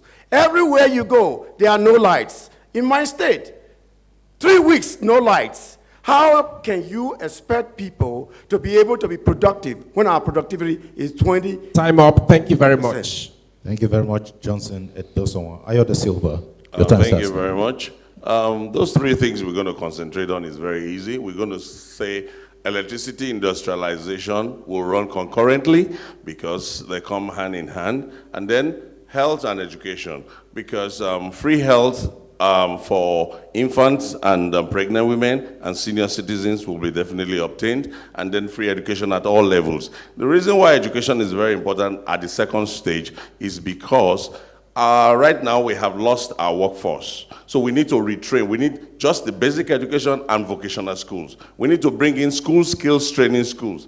There are people who do not have to read books, but can go to welding school and make more money. They can go to mechanic school. They can go to other training schools and make more money than someone who went to school. So we need free education at all levels to come back. And the last one, which is going to be infrastructure and security building at the same time. The reason why they are going to run concurrently is you can't do one without the other. Because, for example, with electricity comes industrializations and employment for the youths. So when the industrialization means nothing but small-scale businesses ongoing across the country and the youths are employing each other. Yes, people say government do not create jobs. That's not true. Government do create jobs. Government creates jobs and government creates enabling environment. Every ministry, every project that government creates can employ 6 people into that project. Implementation level and supervisory level is what is lacking. And that's why most of our projects are not unfinished. And secondly, like I said, specialized skill training. This is a sector for us to now bring a new workforce that will bring out that mainstream economy. And then the security and infrastructure, because without infrastructure, you can build all you want to build on the industry, you will not be able to transport your goods to the necessary people. So we need our bridges, our airports, we need our roads to be done on timely basis. Time up. Thank you very much. You're welcome. Thank you very much. Ali Shoyode, your time starts now. Thank you. Well, I think the 3 key important things to look at. Number 1 is implementation. Why do I say implementation? Because we have all the policies in this country. We have all the people that should do these things, but they're not doing it. Why? That takes me to the number 2 issue. Total obedience in wholesome and fully to the rule of law. What does that mean? You are given a budget of 100 million, 10 million to go and execute a project. You didn't do it and nothing happened to you. This will not happen in our government, not my government, because you are only sending me there if I have the opportunity for you to send me there. Every society has crises and challenges. What I'm only looking at are the solution and the opportunities. Nigeria has those solutions. We have the right people. So that's number 2. Rule of law, total obedience to the rule of law, total obedience to the Constitution of the Federal Republic of Nigeria until amended. If it is not amended, that is the law of the land. You can't sew any one of us in without that constitution. So it's either we're faking it up or we're being honest that we will deal with it when we get there. Nobody can promise restructuring in this country without the National Assembly. Anybody talking about that, he's just talking. Let's be realistic. You have elected more than 400 people to go and represent us, all from different places in the National Assembly. I can say I will sign the restructuring bill now, even before being elected, so that you know I've done my own part. But every state as well, the 3rd one, should be able to control their natural resources in that state. Why? Because a lot of states will tell you that we have the natural resources, but we don't have the permission to utilize it. Excuse me, but people are dying. People should be sued. People should be taken to court, and not a court that would take hundreds of years to settle any case. Those things are very important, and I hope Time up. Thank you very much. Time up. Thank you very much. Davidson Isibo Akimian, your time starts now. Thank you very much. 3 things are going to take priority in my government. The first being security. The second being education and human capacity development. Then the third being the diversification of the economy for the purpose of creating jobs and expanding our GDP. With regards to security, our approach to national security will be different. Because security in the 21st century goes beyond military security. And that's where the problem has been.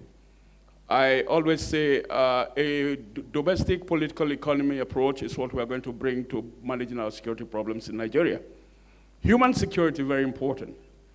And the factors that determine human security are what make for peace, stability of a nation.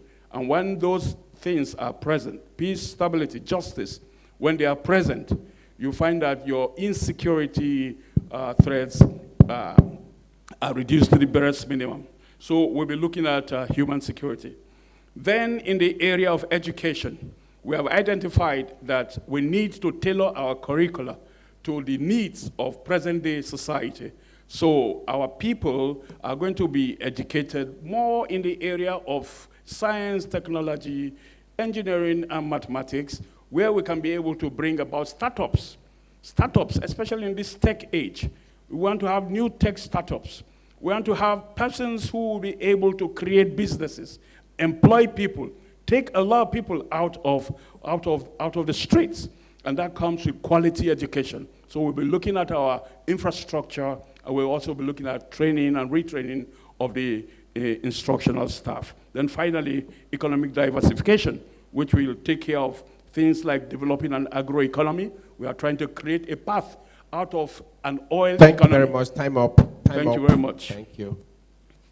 Yes, esteemed contestants, the British Council reports that by 2030,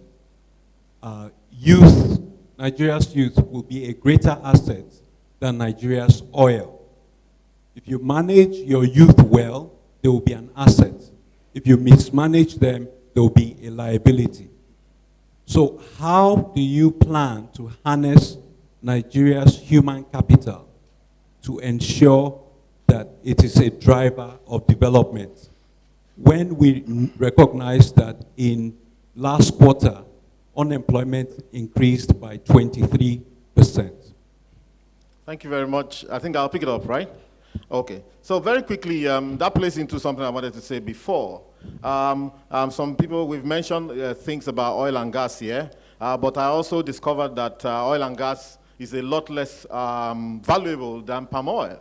I realized that a liter of palm oil right now on the street sells for about 550 naira, but if you divide crude oil at $60 per barrel, which is 159 liters, you find out that crude oil is 115 naira. So you wonder why this country has focused on crude oil for so long. We hypnotize ourselves into crude oil. In Malaysia and Indonesia, they're producing 25 times, which is $25 billion liters, each of them. And those countries are doing well. So that's how we're going to get, it is about thinking differently. We established University of Ibadan almost 71 years ago, but Nigeria cannot produce ordinary paper. Every paper you see in this country today is imported from South Africa, the white paper. Okui is dead, the Okui paper mill is dead. And so there's a need for us to bring our youth back into the fray. I don't see the youth as victims. I see them as great opportunities. And that's what they're going to be, to solve a lot of our problems in this country. And that's why I mentioned environment initially, because a lot of our youth are unskilled. I think we need to actually get out of here and go and see what's going on out there in the world. Most of our youth are roaming around, and so they're unskilled. How do we press them into service immediately? And so that's what it's about. And so we should actually begin to think away from natural resources. And look, for example, there's something called coltan. Coltan is got in Jos, columbite tantalite, and all over the place. It gets into every phone we use, but we sell them as primary products. So we should be able to say that all of those natural resources are going to add value. I mentioned what we can do, even in the universities, with crude oil in the first place. So the youth are an opportunity. We don't even need the British Council to tell us that. We know it ourselves. Thank you very much. Thank you very much. ASD, your time starts now, please. Thank you very much.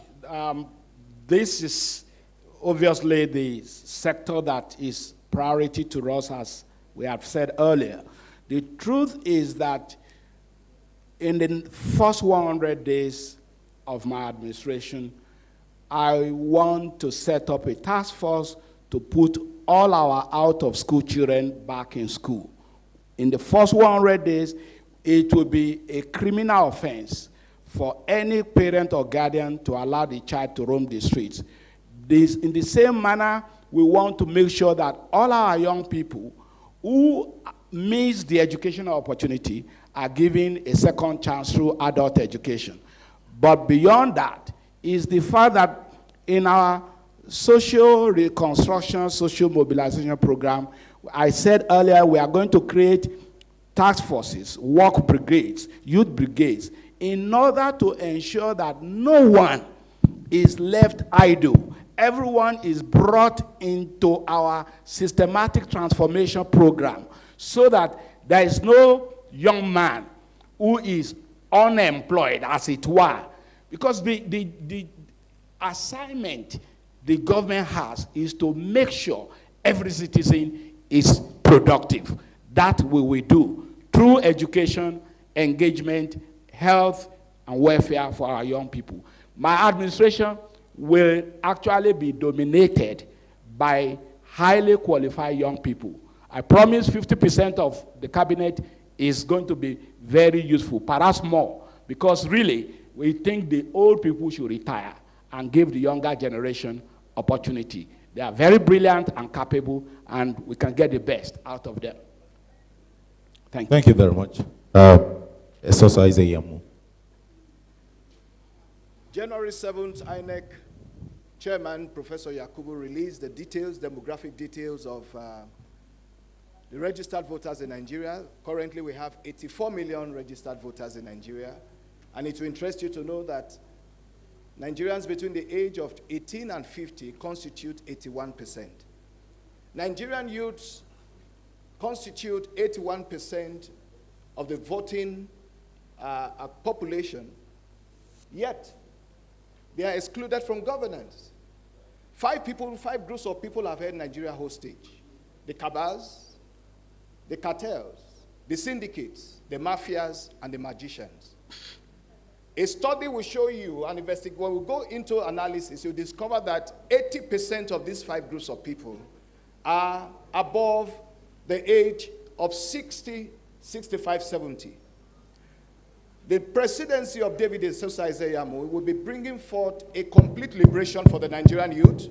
We will give Nigerian youths the opportunity to serve in governance in this nation, and also be empowered to strive in their different spheres of inclination in entrepreneurship. 2 years ago, some leaders in this nation brought me on board to handle a youth group with 17 million youths in Nigeria. Within 1 year, the three things they wanted to achieve were achieved, and by next week it will be making 2 years. I was given a 2-year mandate, but within a year, the three major assignments given to me for that group was achieved. I believe that having handled a group of 17 million youths in this nation, and I'm currently their national youth leader, I believe that as I have the opportunity to serve the entire Nigerian people, there will be a complete liberation and empowerment of the Nigerian youth, and it will be a new story. The migration... Time up. Thank you very much. Thank you very much. Thank you, Yabagi Yusuf. Your time starts now. Thank you. The youth is the backbone of every economy, most especially we on the continent of Africa. We have the youngest population today in the world, not like Europe that is aging, and I believe that is a promise of greatness. That is why I said my administration, our government is going to concentrate on ensuring that the resources God has given to us, we use our leadership acumen to ensure that the youth are properly engaged. By way of, for instance, we are going to reform the NYC. We'll make sure that the last 6 months spent on NYC is in the agricultural sector, so that when the youth goes out there, he has at least the skill of how to be independent to some extent. So this is one of the things that we're going to do in our government. We'll also make sure that we stop the brain drain, because we have those that we have spent our money on being used by other economies that are already strong. So I believe the youth, given the fact that agriculture constitutes 70% of the GDP, for instance, of United of America, and I know that here, God has given us very good climate, no natural disasters. We have a very good location in terms of the location of the country and the size of the country. The youth can be put to use so that they don't become a disaster, like you say in 2030. Thank you very much.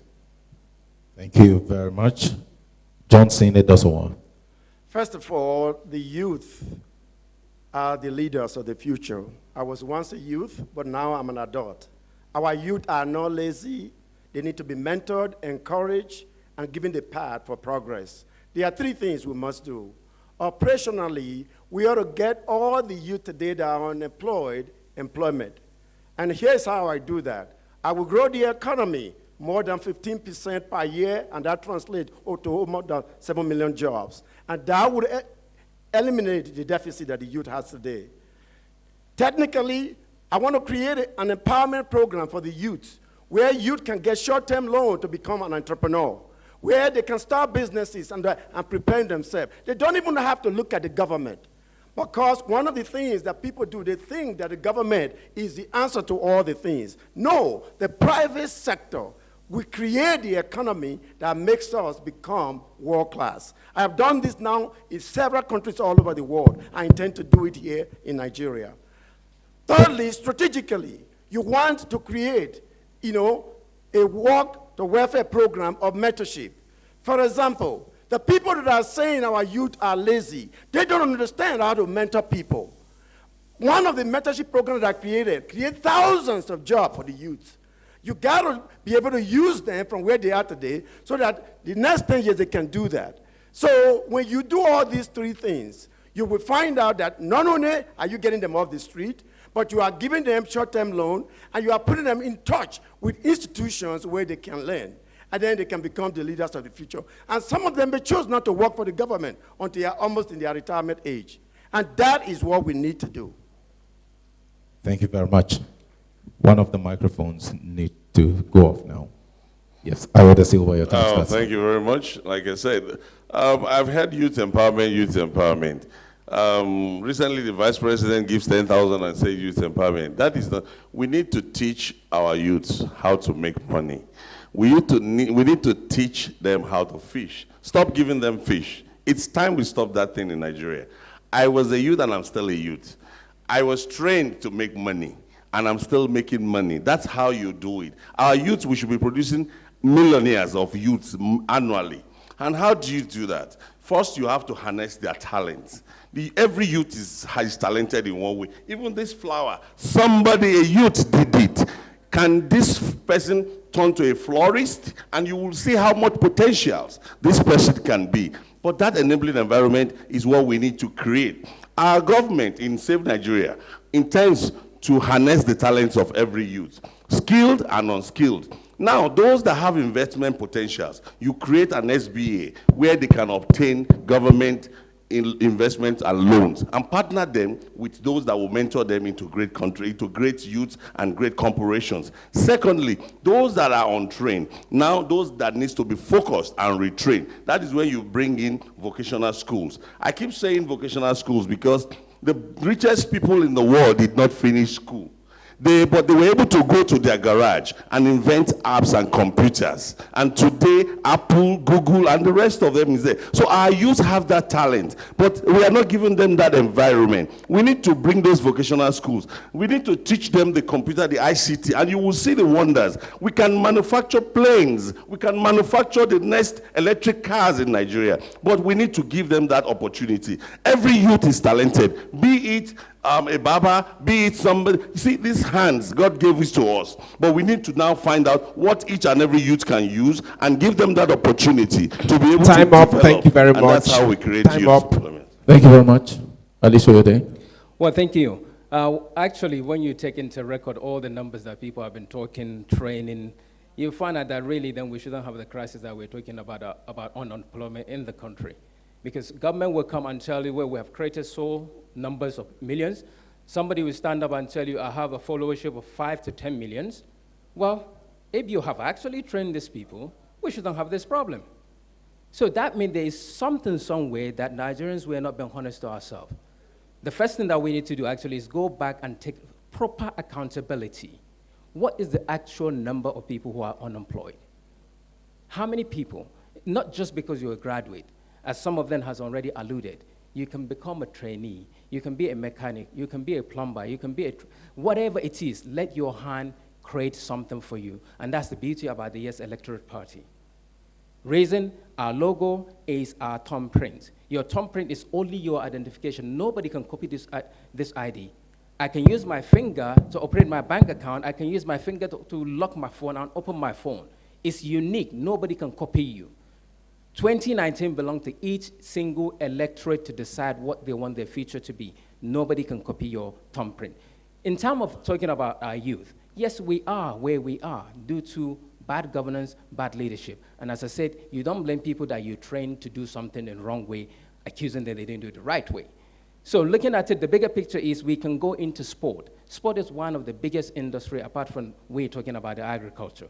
The only thing I did academically is become an agriculturist. I studied irrigation engineering. As a television person, I never studied communication. I didn't study media, but the talent, and that's what I believe, that Nigerian DNA give you the opportunity to be the best if you were given the enabling environment. And that is what you will get with the Yes electorate solidarity. Together, let's form that solidarity. Thank you.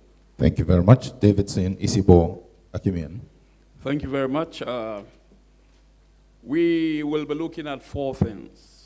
Number 1, we'll be looking at revamping our technical and vocational institutions that abound in the country now. Most of them are moribund.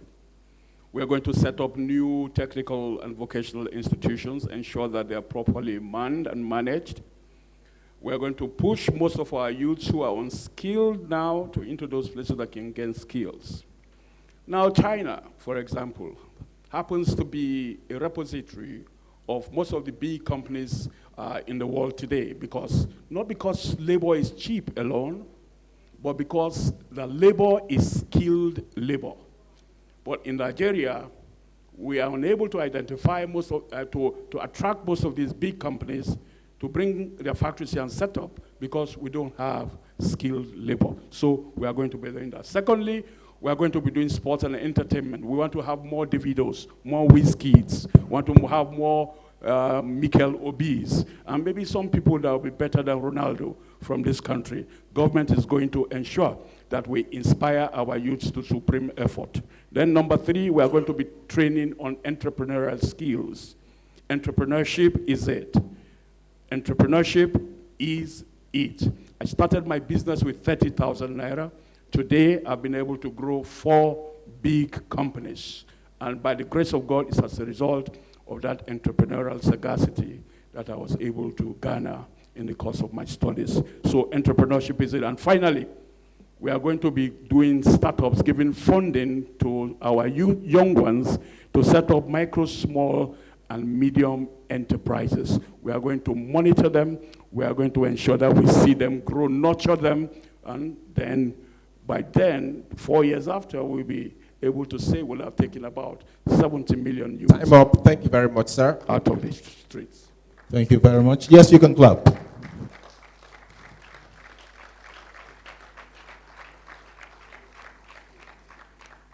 Please, let's have it very quiet in-house when our candidates are speaking, so we don't get to interrupt them.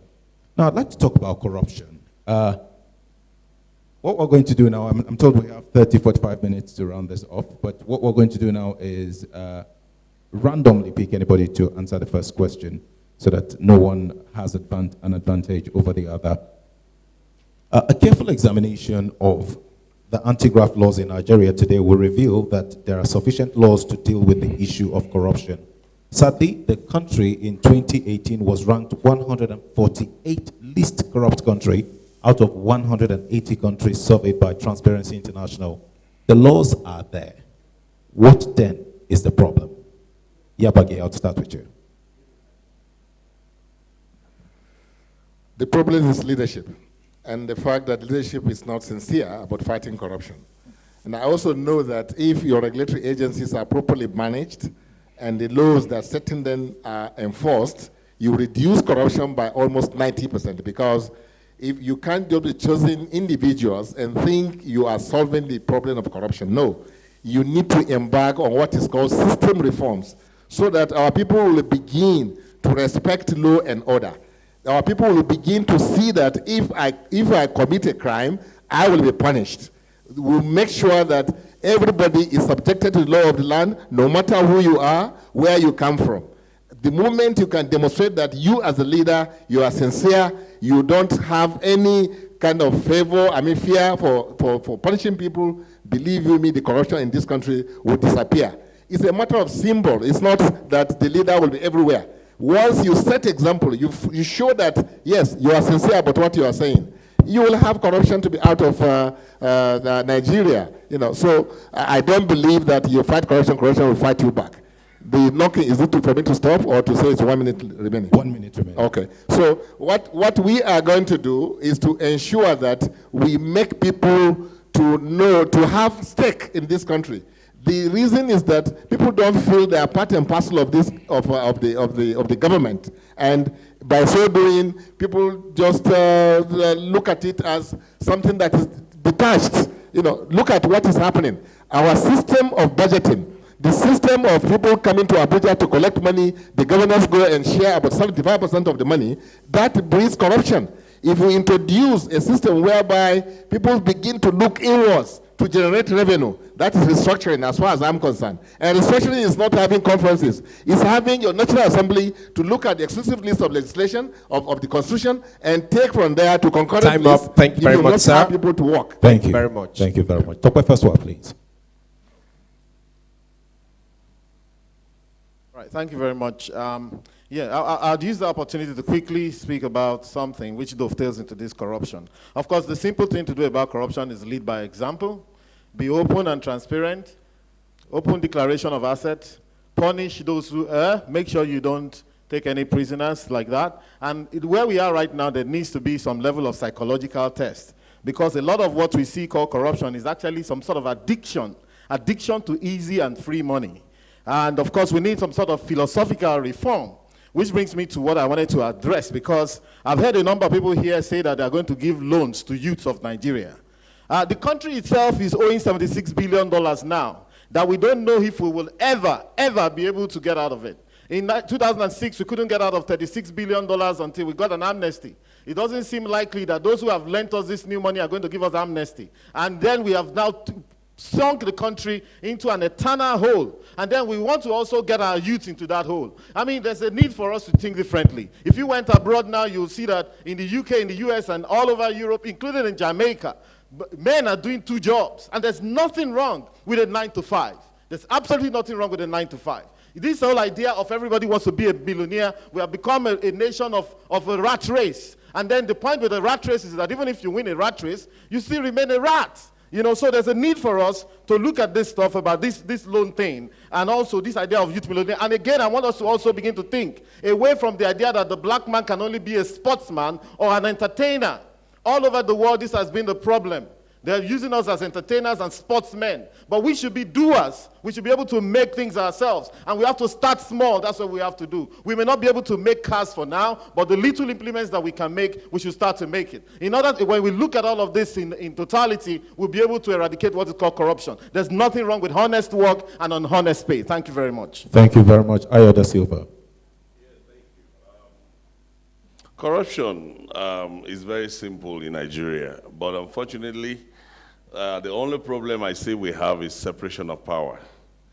Why do I say that? Is because in a proper society where there's separation of power, the judiciary is the membrane of corruption. Our judicial system is currently being eroded on by the Executive Council. For example, why are Nigerians only corrupt in Nigeria? Why are they not corrupt in other countries? Because they know that if they go to other countries and steal money, they go to jail. But in Nigeria, they know that I can always, with a phone call the chief and call the chief judge. That is the problem. Nigerians, I have friends. We will come to Nigeria, we drive, and there was a friend of mine, I used to say very funny. We were coming on Ozumba Mbadiwe in Lagos. They broad daylight, he drove past the red light. And I told him, I said, this is wrong. He said, we are in Nigeria. I said, why would you be in Nigeria? 2 weeks later, we were in the US. 2 a.m., we were coming from an occasion. He stopped at a 4-way street with red light. We are the only one on the street. I said, oh boy, why didn't you cross? He said, you are crazy. You want me to have a ticket? That is corruption. In Nigeria, he's willing to do it in broad daylight. But in the US, in dead of the night, he refused to run the red light because over there, he's going to be arrested, taken to court, charged, and the laws will take its place. So until we have proper separation of power, which we intend to do in Save Nigeria Congress, the executive do not want to usurp the power of the judiciary. We want the judges to be able to send politicians, irrespective of who you are, to jail. Nigerians are cowards. Send 5 politicians to jail, 2 governors, 4 senators, and you will see that corruption will start stopping. People will start getting afraid. So that power needs to be separated. Judiciary needs to have its own power to be able to do its job. Thank you very much. Davidson Isibo-Akimi. Yes, thank you very much. With regards to corruption, I think we need to look at it more holistically. The federal government now is doing its best, talking about fighting corruption, repatriation of funds that politicians have stolen and the rest. But I think that we need to look back. My government will look at corruption from a holistic point. It's a systemic problem. Nigerians are corrupt. Not only the leadership, there's also vulnerability on the part of the followership. A parent who gives bribe to a teacher or a lecturer to pass the daughter who does not pass an exam in order to get the daughter to the next class is corruption. So whilst pointing fingers upstairs, we must also look at ourselves. The leaders come from this same society. They don't come from elsewhere. And so it's the society that shoots up these corrupt leaders. That's why when you go to some local government areas, they'll say, it is turn by turn Nigeria Limited. Allow him, let him do his own. My own time is coming. That is not the kind of country we want to breed. So we are going to be embarking on a moral revolution, using our educational institutions to bring that about. Then we need to also understand what constitutes corruption in order for us to apply preventive measures. Preventive measures. So that we are not just beating the air, but we are stopping the scourge at the root. So we will deploy technology because we have looked at financial corruption. We will deploy technology to ensure that there are no overinflated contracts in this country any longer. We will pass a bill to prevent overinflation of contracts. We will stop nepotism in government so as to be able to stop extortion from cabals. We'll do a lot more that I will not let you know now. Time up. Thank you very much. Thank no you clapping, please. No clapping, Remember, please. Please. Decorum, please. Very soon we'll come to the audience to take questions, so you could prepare for that. Next, we'd like to hear from Esosa Izeyamo. I begin by appreciating Dr. Akimi for the way he rounded up, because practically, when it has to do with issues of security, solutions to security challenges and corruption, there are some of the practical solutions that we truly have in mind that would not be appropriate, be unwise to disclose even in a public setting as this. Now, talking about corruption, there are 2 major approaches to it. One is preventive, and then the second approach is a sincere attempt to to deal with those guilty of corruption. What we have had in Nigeria since the time of the EFCC is a selective war on corruption, where, all you need to do to be a saint is to be in the ruling party. And when you are in the opposition, that is when your corrupt practices are detected and you are brought to book. If we are going to bring about a change, and that change will come in the presidency of David Izeyamo, we will curb all the leakages, the financial, we've identified them, we'll curb them, and then secondly, there will be no more selective judgment. If you are a member of the ruling party, you are guilty of corruption, you will face the law. Thank you very much. Thank you very much. Alicia, your time starts now. Thank you. Let's quickly look at it and ask the question. I don't know what is corruption. I know what is criminal activities. If taking money that doesn't belong to you, you guys time it as corruption, I time it as illegality, and you face the consequences of the law of the land. So whatever it is that anybody is doing that you want to tag as corruption, the system says it's illegal, it's criminal, and you should face the music. Simple and short.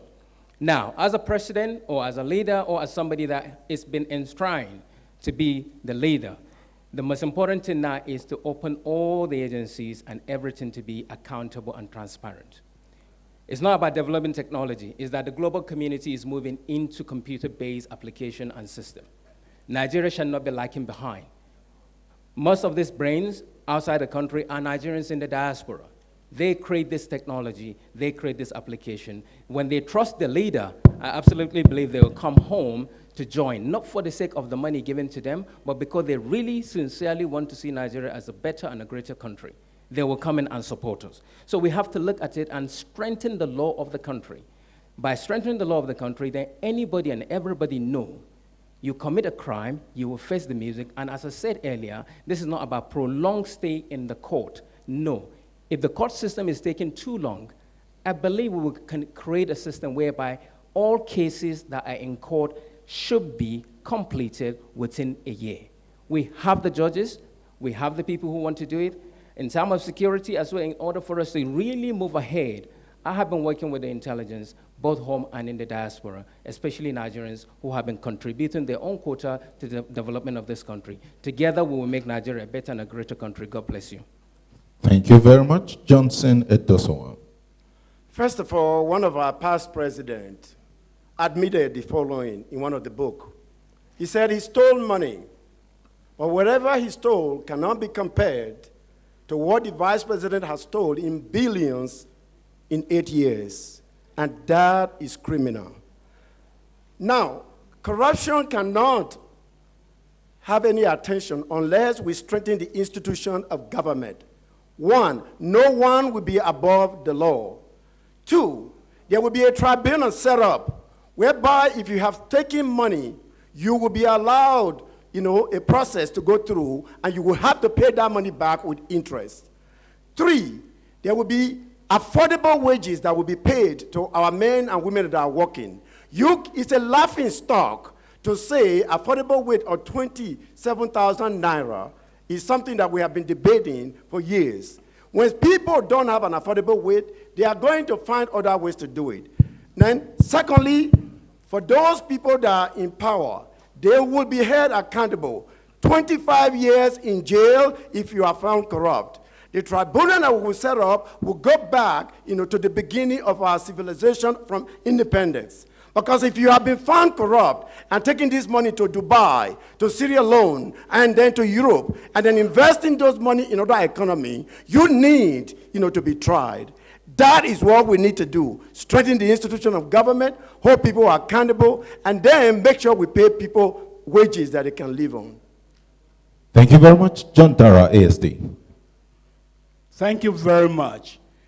That is a positive approach to fighting corruption and a negative approach. The unfortunate thing is that we have glorified the negative approach in this country, and it will never work. My first degree is in education. When you demonize your students, they won't learn. And that's what the president has been doing. Everybody is a thief. Everybody, but in reality, it is thieves trying to catch thieves. And it's not going to work. What we need to is to understand the root causes of corruption in this country. The first problem is we don't pay living wages for our workers. And they don't have assurance of a secure future when they retire. So how will they not be tempted to steal?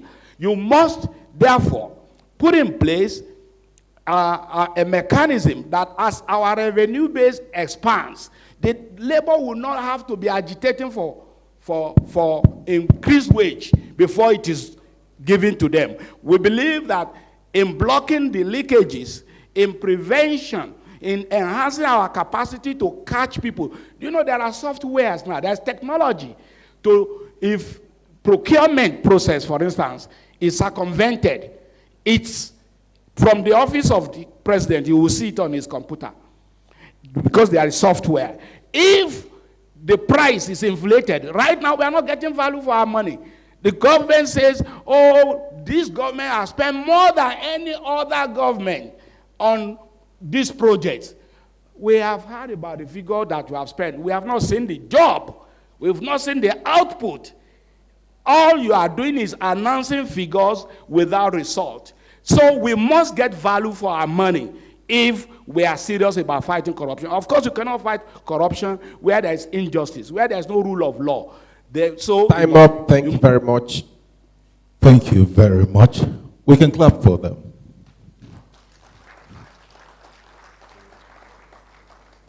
All right, now we'll move to the audience. We'll take 3 questions from the audience. Lights, please. Can we have the house lights on, please? Well, in the absence of that, we'll take 3 questions from the audience, preferably one from each part of the hall. 3 questions and 1 question each. Yes, then we have 1 minute to respond to the questions. Your name and your question. Okay. Good evening. My name is Dickon Darlington Okpewolore. I'm the publisher of Olika Reporters, online media. My question is directed to Dr. Al-Afrikiy and by extension to the other contestants. The question goes this way. Have you been contacted by any of these contestants or candidates in quote to step down for them and be settled? And how much is your candidacy worth? That's a very. His question is, have you been contacted by any of the superpower candidates? And how much is your candidacy worth? We'll have that question go around. Yes, what do you think? Go ahead. I think I would just like to announce to the viewing public that for me, this race is not a transaction. It's not a monetary transaction. It is not for sale. My candidacy is born out of a deep sense of patriotism and commitment to the values that I intend to bring to governance in my country. So, no. Thank you very much. Good. 30 seconds. So, 30 seconds. Johnson Edosowa, how much is your candidacy worth? And have you been contacted? First of all, a lot of the corruption in the system has tried to undermine the power of the people. Vote buying, taking younger political parties and bringing them, and paying them money. My candidacy is not for sale. I am running to be the President of the Federal Republic of Nigeria for complete and comprehensive transformation from point A to Z of the system. And I will say this, for anyone here to resist those kind of attempts. Time up. Talk by fast word, please. 30 seconds. It's a great time to say that I don't know what's the meaning of super candidates. Luckily, you see them, maybe the people who don't attend any debates is the people you mean. For me, they don't have value because they don't value the people of Nigeria. And so I commend what NYD has done. This is a proper debate. The other one, we were rigged out and they closed down the system. 11 people debated in 2015, only 3 people debated in 2019, as if we don't have problems anymore or we don't have people. Anyway, by the way, the answer is no, and it's priceless. My candidacy is priceless. John Dara, please. 30 seconds, please. Thank you. I'm from North Central State. I'm seen by most of the so-called big candidates as the clean, capable alternative to them. And I'm likely to win this election. So they won't even have the temerity to ask me to step down because I will defeat them. Thank you. Yabagi Yusuf. My candidacy cannot be priced because we came on board not only to contest the election, but to reform the electoral process itself, meaning to ensure that we have political parties that can stand the test of time. That's why I am one of the founders of ADP, and that is why we believe that this country can be reformed. We don't want to allow the country to run on a roller coaster, and where we land is anyone's guess. Time up. And that is the promise of this country. for greatness and the way out for the long haul. Thank you very much. Ayo da Silva is a businessman. Let's see. Would you sell? My candidacy actually is what me becoming the next president of the Federal Republic of Nigeria come February 16th. The name of our party is Save Nigeria Congress. And automatically they know that we are coming to save Nigeria from the menace. So coming to us to offer us money is an impossible task. But one thing I want to let you know is that right now, SSC is poised to win in 3 weeks. And when we win, I want to congratulate the Nigerian youth decide because they have done very well to show us, to showcase us to the world. Thank you so very I'll much. see you in Asoro. Esosa Ize Iyamu. Your time starts now. Thank you so much. There are no super candidates. That's we do correct that as my friend Tokwe Fashwa has done. We want to let us know, we need to, sometimes you need to look back at the track record of people. I have served as a general overseer of a ministry for 21 years, scandal-free, and I have a reputation, a very strong reputation in the area of integrity, honesty, and contentment. The issue of being offered anything from anybody doesn't come up at all. Thank you. Alishode. Thank you. Yes, directly or indirectly, one has been approached because we're in the field and they know our capacity and what we can do. How much? It is absolutely free. Why will I step down? If I find somebody and we have good discussion and you can absolutely do the job better than I can, definitely I can step down. Because this is all about Nigeria. This is not about me, it's about our nation, to make our country better and greater. But you have to prove that you're better than me. Thank you. Thank you very much. Next question. Good evening, everybody. My name is Omoumi Obafemi. My question is to His Excellency John Dara. In your analysis of how to tackle corruption, you said we've not succeeded because it's a case of thieves trying to catch thieves. Please, can you expatiate more? Thank you. 1 minute for you. Thank you very much. The truth is that the corruption perception of this country has actually gone down under this administration. And there are stories abounding in Abuja of things that have been mismanaged, NNPC, telecommunication, and all that. But you can't prove that because you don't have the resources to detect and prove that it's there. But the general feeling in the public is that you are not cleaner than the people you are trying to demonize. And that's unfortunate. The leader must be so above board. Is your wife, your children must be insulated from all this mess. You did not hear of Obama's wife or Obama's children being involved in collecting money all over the place. And yet you say you are trying to catch thieves. Your time is in up. any case, nepotism is corruption. Your time is up. Tribalism is corruption. Thank you very much. Now, because that question was directed to him based on a comment he made, we'll let him have 1 minute. But we're throwing it open in the spirit of fairness. If you want to comment on that question, you have 30 seconds to do so. If you're interested to make any comment on that question, 30 seconds. I'd just like to emphasize that we have, indeed, in this same Nigeria, we have honest Nigerians. And we have them in millions. We have them in hundreds of thousands.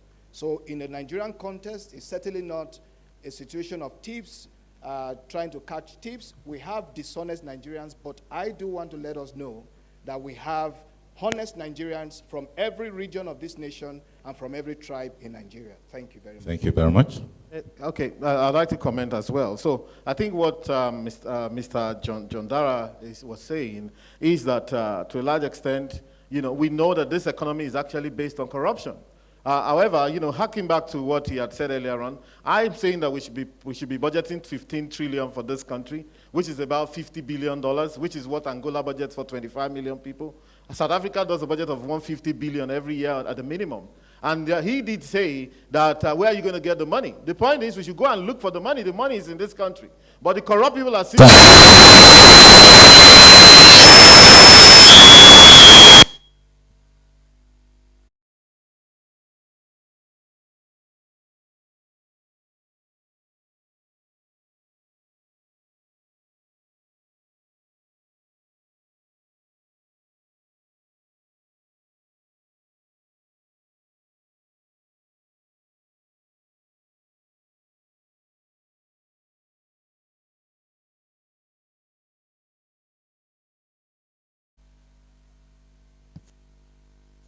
corruption in the mortuary kind of way, because when you have EFCC and what have you, those are dead cases that you take there.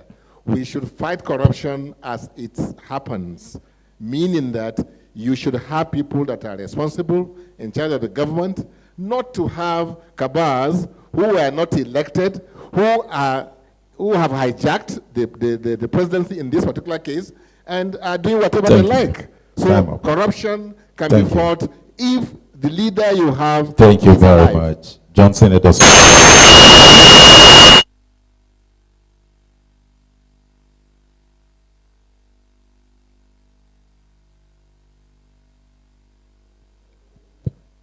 Do you need some time to sort it out? Johnson, please. It has to be leadership by example. I have now worked in several countries all over the world. In doing this, you cannot fight it without not having the strong institution of government. And two, you cannot, exempt some people out of your process. Everyone is accountable to the system. Also, you got to use technology to be about 15, 20 years ahead of the thieves that are trying to steal money. Time up. Thank you. That's all. Yeah, maybe I should just mention something with regards to that question. Please go ahead. 30 seconds. I think we need to look at the law enforcement sector in this fight against corruption, because there are laws against corruption and corrupt practices in our country, but they are observed mainly in the breach than in compliance. So because our law enforcement system is not strong enough, we need to bring about reforms in law enforcement. We need to strengthen the criminal justice administration system. Thank you. Thank you very much. Okay, go ahead. Okay, one more. The silver, please.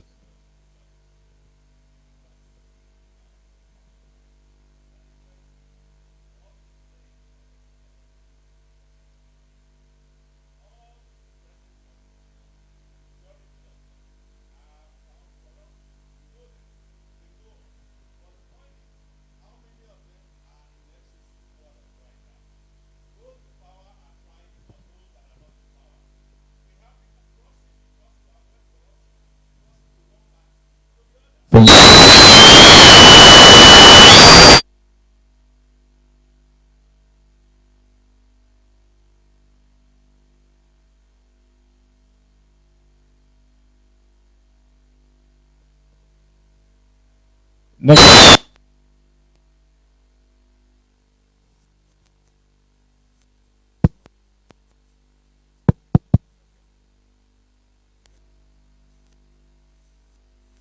My name is Prince Martin Kunle Olatero Olagbegi.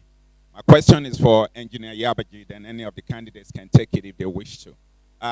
We know Nigeria lack a lot of things, and I've heard wonderful ideas about what we need in Nigeria. But the candidates, the presidential candidates, have not actually told us how they plan to pay for it. I think ANRP candidate clearly alluded to the amount of money we have been borrowing. So we are enslaving the yet unborn children. Yeah, we know we need things, but I need the candidates to be specific. How do you plan to pay for it? Engineer Yabaji, and then anybody else can take it, please. Well, 1 minute for you. Okay. It's directed at you, and 30 seconds for the others. You said you're satisfied with Mr. Tokwefasua's analysis, right? Okay. Okay, very well. All right, Yabaki, please, go ahead. Yeah, I think one of the ways that we can pay for some of these beautiful programs is to ensure that that sector of the economy, which today is run on a criminal basis, a criminal style. Can you imagine oil and gas sector where we get 80% of the revenue. It's very important to us. And Nigerians must know that that sector should not be left in the way it's being run today. If the operators of that sector within their systems are operating online systems, and when they interface with our government, they do it on paper. That says a lot. Today, we don't know how much we produced. We don't know how much we're exporting. We don't know how much revenue accrues to us, as it happens. There's no nation that can survive unless you can be able to monitor and then control what you earn as revenue. So to pay for all these programs, we need to, as a matter of urgency, they say you make hay where the sun shines. Thank you. The oil and gas sector will not be there forever. Thank you very much. So we need to develop these sectors by getting our revenue accrued to us. Very well then. Yeah. Any other person? 30 seconds. Yes, stop with us, well, please. Okay, every other person. Go ahead. Very quickly, I'll just rifle through, because I get asked that question a lot because of the 15 trillion, that level of budget I'm pursuing. So, of course, first is to block corruption money. Number two is to look at the PIBs again. If you look at Angola, they're getting a lot more from their oil sector than we are getting, whether in terms of the product sharing contract. There are some laws that Abacha signed since 1993 that Buhari has refused to repeal and to review up to now. Then also in terms of tax reform, we could get a lot more from capital gains tax. People sell buildings, they pocket Time money. up, thank you very much. Time up, thank you very much. Time up, thank you very much. Thank you very much. Thank you very much, sir. Excuse me? John Dara. Yeah, thank you. I actually explained that you need an expanded revenue base. But apart from revenue, public-private partnership means you can do roads without government putting down money. You can render services. Even in the military, America now collaborates with private sector to do a lot of things. So PPP is one. Two is the fact that when we say you must be more productive and add value to the raw materials you are exporting. Time up, thank you very much, sir. Time up, thank you very much, sir. Thank you very much. Thank you very much, sir. Who wants to give a go? Let me just say something. Who is taking it? Yes. A shot. I just want... First of all, for those of you that have been familiar with my 10-point agenda, everything in my 10-point agenda is paid for. Number one, through tax reform. Two, a simple healthcare taxpayer system for Nigerians. Through the economic growth that will happen between 10 to 12% per year. All of these are accounted for. And finally, the budget that we make today, people take that money and put it into their own pocket. We have found that most of the, time up, thank you very much, sir. GDPN. Yes, thank you. I just want to correct something for the gentleman that asked the question. Now, that you collect loans does not necessarily mean that you are going to be bedeviled by the weight of those loans. Any businessman, any country that is serious could collect loans for developmental projects. As long as the country has got capacity, like we have, as long as the loans are monitored, implementation of works and projects are monitored, there's nothing bad in time up, thank you very much, sir. Who wants to? Yes, let me quickly go tell you. Our customs officer just declared that we have 1.6 trillion that was coming in. Where is it going to go to? I will divert that to education. We have the Paris Fund that was coming back into the country, and the monies, 90 billion plus, that was taken from corrupt politicians that was abroad. All this money needs to go back to repayments of our loan. Then we have other areas. I wish I had more than 30 seconds. I will tell you every sector where we will get money for each project. Time up. Thank you very much, sir. Thank you very much. Just to mention also that at the end of this debate, you're going to get time to do your closing remarks. And that's going to apply to everyone. You're going to have time to give like a closing statement. One final question, yes, from a younger person.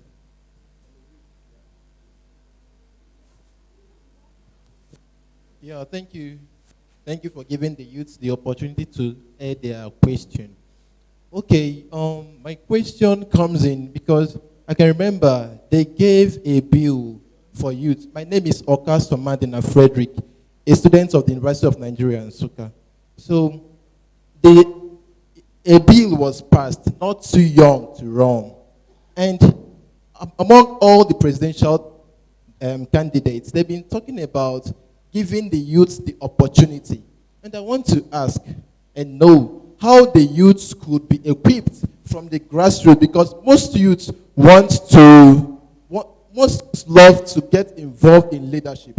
They want to get involved in politics. So how are they planning?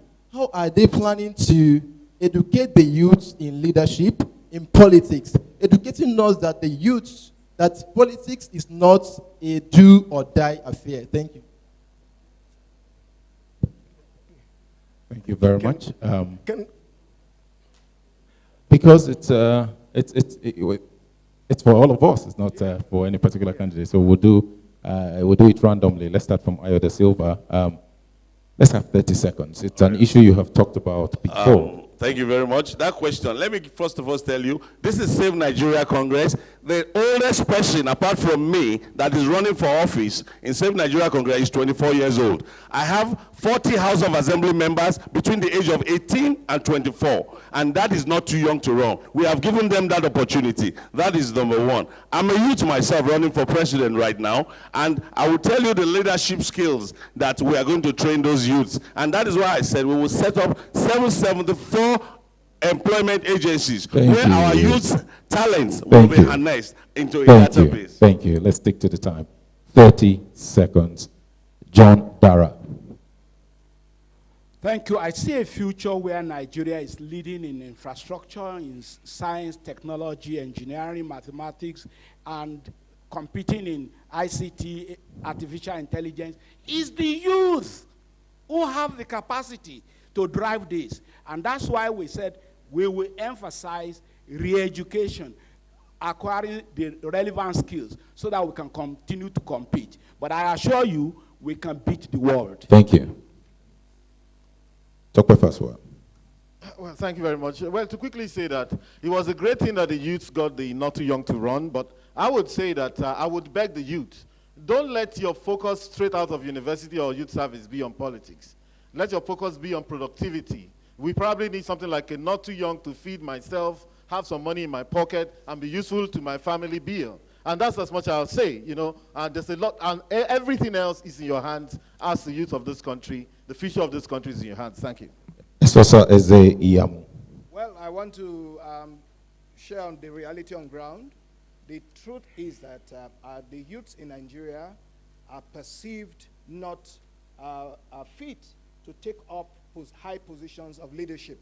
It's the same perception that our women have suffered, and the Not Too Young to Rule bill is meant to open the space for Nigerian youths. Just like he said for the Save Nigerian Party, our own party has opened the space to all young men in Nigeria. And I want to say that the presidency... Thank you very much. Yabagi Yusuf. Yeah. Well, before the Not Too Young to Run bill, we have in our constitution of our party, and in fact, the name of our party addresses this issue. ADP. A represents all inclusiveness. D represents democratic empowerment of the youth and women. And then P means that party supremacy. So we have taken care of this, and to have an effect what I've said, in our constitution we provided for 25% of the ESCO to be by youth. No. Johnson Edosonwa. First of all, for all the candidates here, I'm one that have developed youth program all over the world. And they are instituted under my name to be able to develop the leaders of the future. Not only within Nigeria, but outside Nigeria. I would open that avenue to every youth that have the opportunity. Create mentorship programs that support youth development, innovation, technology, and the like. Because that is the future that will get us to be leaders. Thank you. Ali Soyode. Thank you. One of my strongest attribute is being a mentor to thousands and millions of people, either through the usage of the media platform or face-to-face by going to the villages. And that's what actually gave birth to the Yes electorate. But talking about technology, this is my forte, this is my industry. I work in technology, I work in the creative industry, I work in artificial intelligence more than, well, since people are not talking about the other candidate, more than the other candidates. And indeed, I know what it is to use the sport, to use the entertainment to develop our youth. Thank you very much. All right. We're done with the audience, so it's okay to clap for them now. All right, we're beginning to wrap up, and we have a lightning round. This is going to be a test of your decisiveness as a leader. You have 5 seconds, and the answer is yes or no. Beginning with GDPN. Do you believe that the president of Nigeria can fire the CJN? Yes or no, 5 seconds. No. YES, yes or no, 5 seconds. What is your question? Do you believe the president of Nigeria can fire the CJN? No. Constitutionally, no. No. Constitutionally, no. No. All right. The next question, also lightning round, but you will have 15 seconds. 500,000 Nigerian children die every year based on UNICEF statistics. How will you address these massive deaths in the health sector? GDPN, 20 seconds.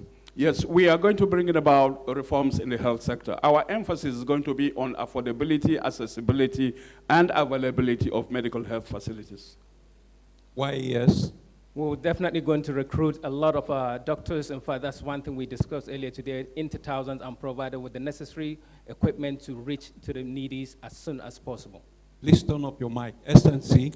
Free health to infants and pregnant women and senior citizens, revamping of the health system and bringing in an insurance system of a triangular system to get the money to fund the free healthcare system.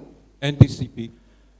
Free healthcare for all Nigerians, a simple taxpayer healthcare system, and then we will focus on our top area of sicknesses, diabetes, malaria, HIV, and all of those. That's what we will do. Free healthcare for all Nigerians. ADP.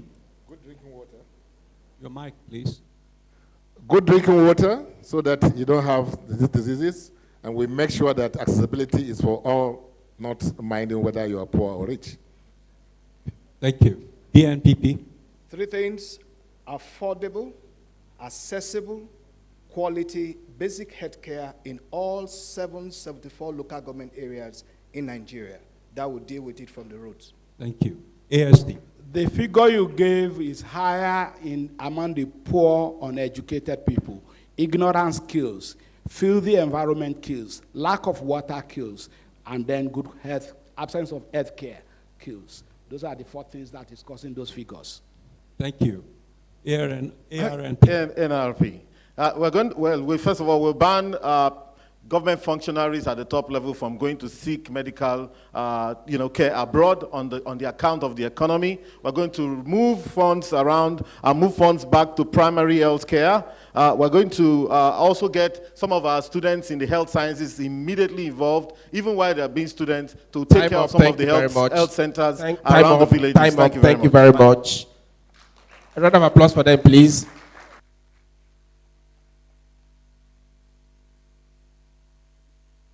The next question. What will your government do about inclusion of women in your government? 30 seconds, please. 30 seconds. Let's start from Ize randomly. I have a track record in leadership, 20 years in leadership.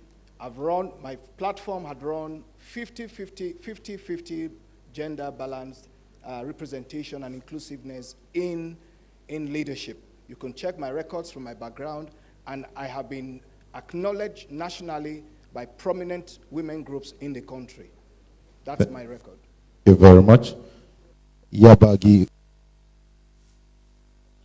ADP is about women, really, because we say democratic empowerment of the women and youth is provided for in our constitution of the party, meaning that 50% of the executive position in our party is reserved for women and youth, meaning that going forward, our government will be formed by that percentage because they will be the ones sitting around the table to decide who constitutes the cabinets that we are going to have from state to the federal government. So Thank the you. women Thank you. can be Ayodele. assured that this party is for them. Thank ABB. you. Ayodele. Our standing government is also for them. Thank you. My vice president, for starts, is a woman, and that's my vice president. She's from Kano. She's a woman, and the women group actually will constitute 50% of our administration from local government to federal. Why do I say local government? Because we intend to take federal projects not only in the federal level to the local government level and across the country to be headed by women in all the agencies. Thank you because very they know the roots and the problems of our youths. Thank you. Davidson Isibo-Akim.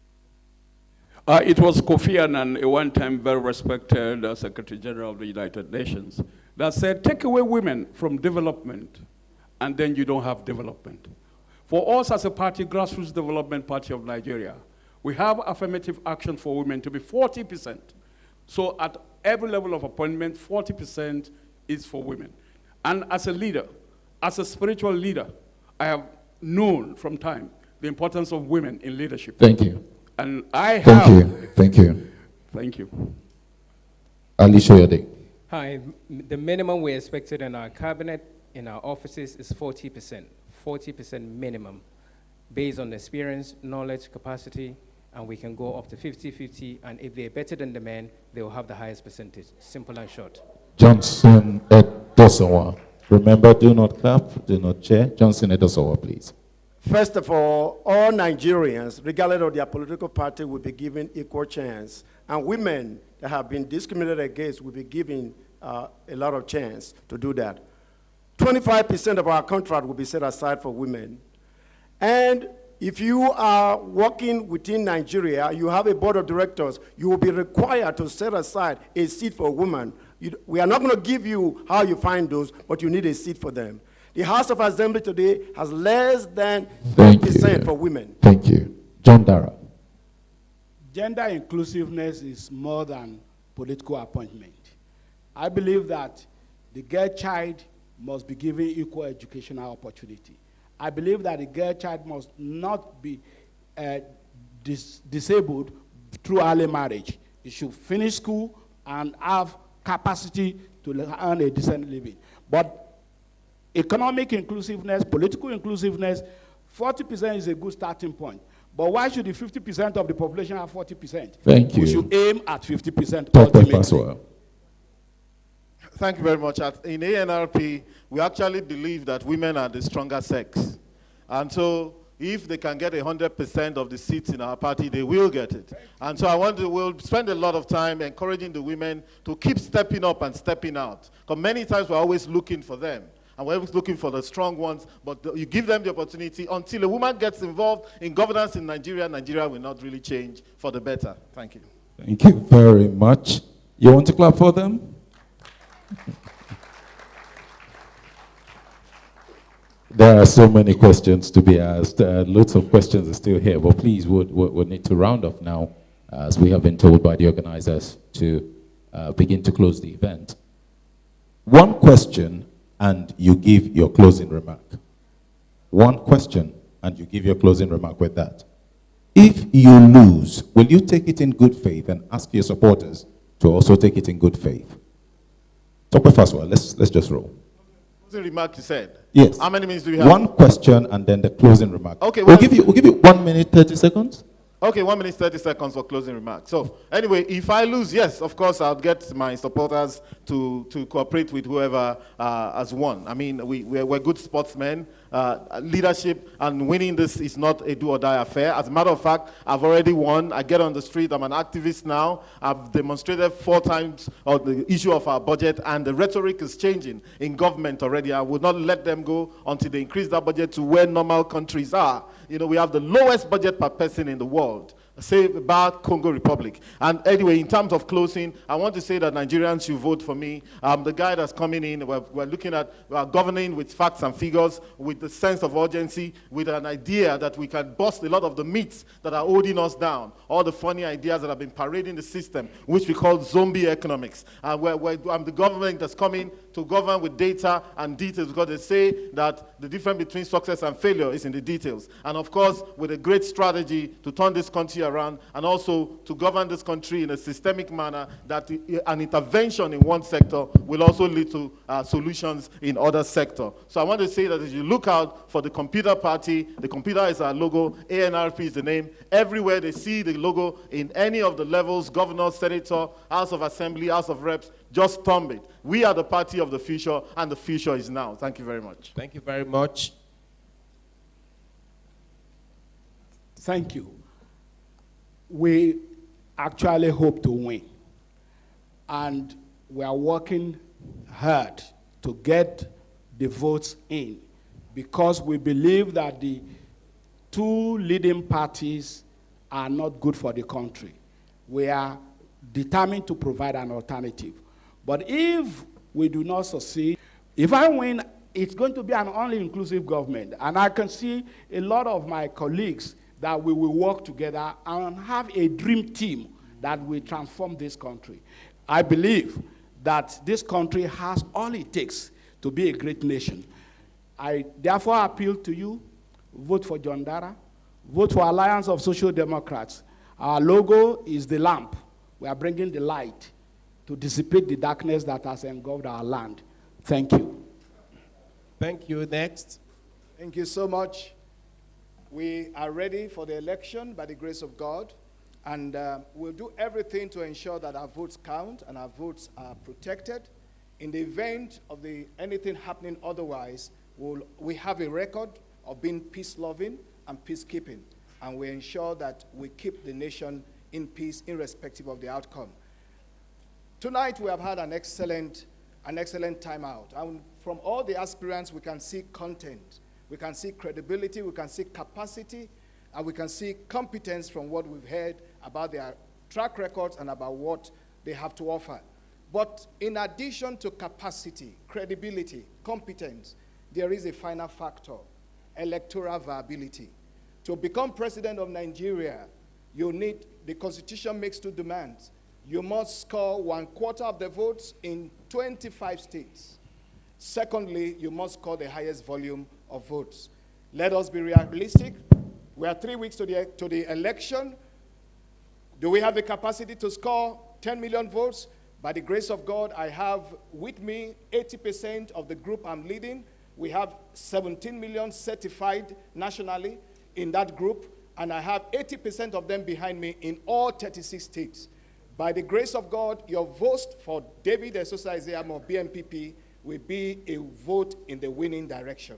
Thank you very much. Thank you very much. Next. Well, fellow Nigerians, I come to you as a solution.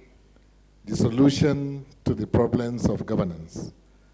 You need an informed leader. You need a leader that represents the moment. You need a leader that can think out of the box. You need a leader that is alive and responsive to the needs of the common man. I represent that leadership, and I want you to please vote for me. A vote for me is a vote for Nigeria. A vote for me is a vote for the promise of Nigeria as a great nation which is waiting to be tapped. Resources are there, human capital is there, we are there. Give a Nigerian a chance anywhere out of this country. He is number one or a very good number two. I have the required education. I have the required network. My party, Action Democratic Party, is the fastest growing party today in this country. The two bad choices given to Nigerians cannot be the fate of Nigerians. Nigerians must have a choice, and we are that. I, Engineer Y.Y. Sani, is that choice. I ask you to please ask yourself the question that, am I better off than I am 3 years ago, or even 16 years ago, or 20 years ago?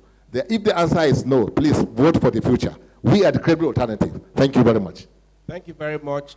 Just a reminder, the question is, of course, your closing remarks, but if you lose the election, would you not break our heads because of that? While you give your closing remarks. Thank you. You want me to say that? Oh, certainly. It's not about me. It's about Nigeria. Okay. Hello, Nigerians, ladies and gentlemen, and my fellow participants. I'm running for president to come and transform this country based on my experience worldwide, which I have used to do that in so many nations, to develop an economy that will be able to create jobs for our people, and then create an environment where we are truly practicing democracy and not something different. And then to focus on taking us out of the security mess we have, to fight corruption in the right way, creating a healthcare system for every Nigerian so that the lady that I met on the floor dying would not have to die. And then to create an infrastructure where we are using the best technology to be able to drive our system. And then to declare war on poverty, where the people that are left behind today would have a voice. And then we create a middle class for an affordable one that will be able to compete with the people that are 1% of our population. I surrender unto you that NDCP is a credible alternative, and Johnson the Dassaman will be an innovative leader that will take us out of the mess that we are in today. And at the end of it, we would all be able to celebrate, because every 20 years there is a cycle in Nigeria, to say we are blessed at last. We are blessed now, and thank God Almighty we are blessed at last. I ask you that you will vote for NDCP, and our logo is the cup. And then I want to thank you. God bless the Federal Republic of Nigeria, very much, and God bless all of you. Thank you very much. But the question is, if you lose also, would you accept defeat? We will win this election, but if anything else happens, we will support the peaceful process of transition. Please, other candidates, remember to answer that question first before you go into your closing remarks. Please, your microphones off. Thank you very much. Thank you very much. Let me answer the question first. Yes, it depends on manner of winning. If, just like you said, it is a winning with rigging, Save Nigeria Congress will challenge the winner. But if it's a winning that is free and fair, yes, we will accept it in good space, and I will not hesitate to congratulate whoever wins free and fair. That's the question. Now, on my closing statement, I want to throw a question back to the audience. Do you believe Nigeria needs to be saved? Do you believe we need to save this country? Then let us together join me in 3 weeks to save Nigeria. Nigeria is on the brink of being extinct. We are already a failed nation, no doubt.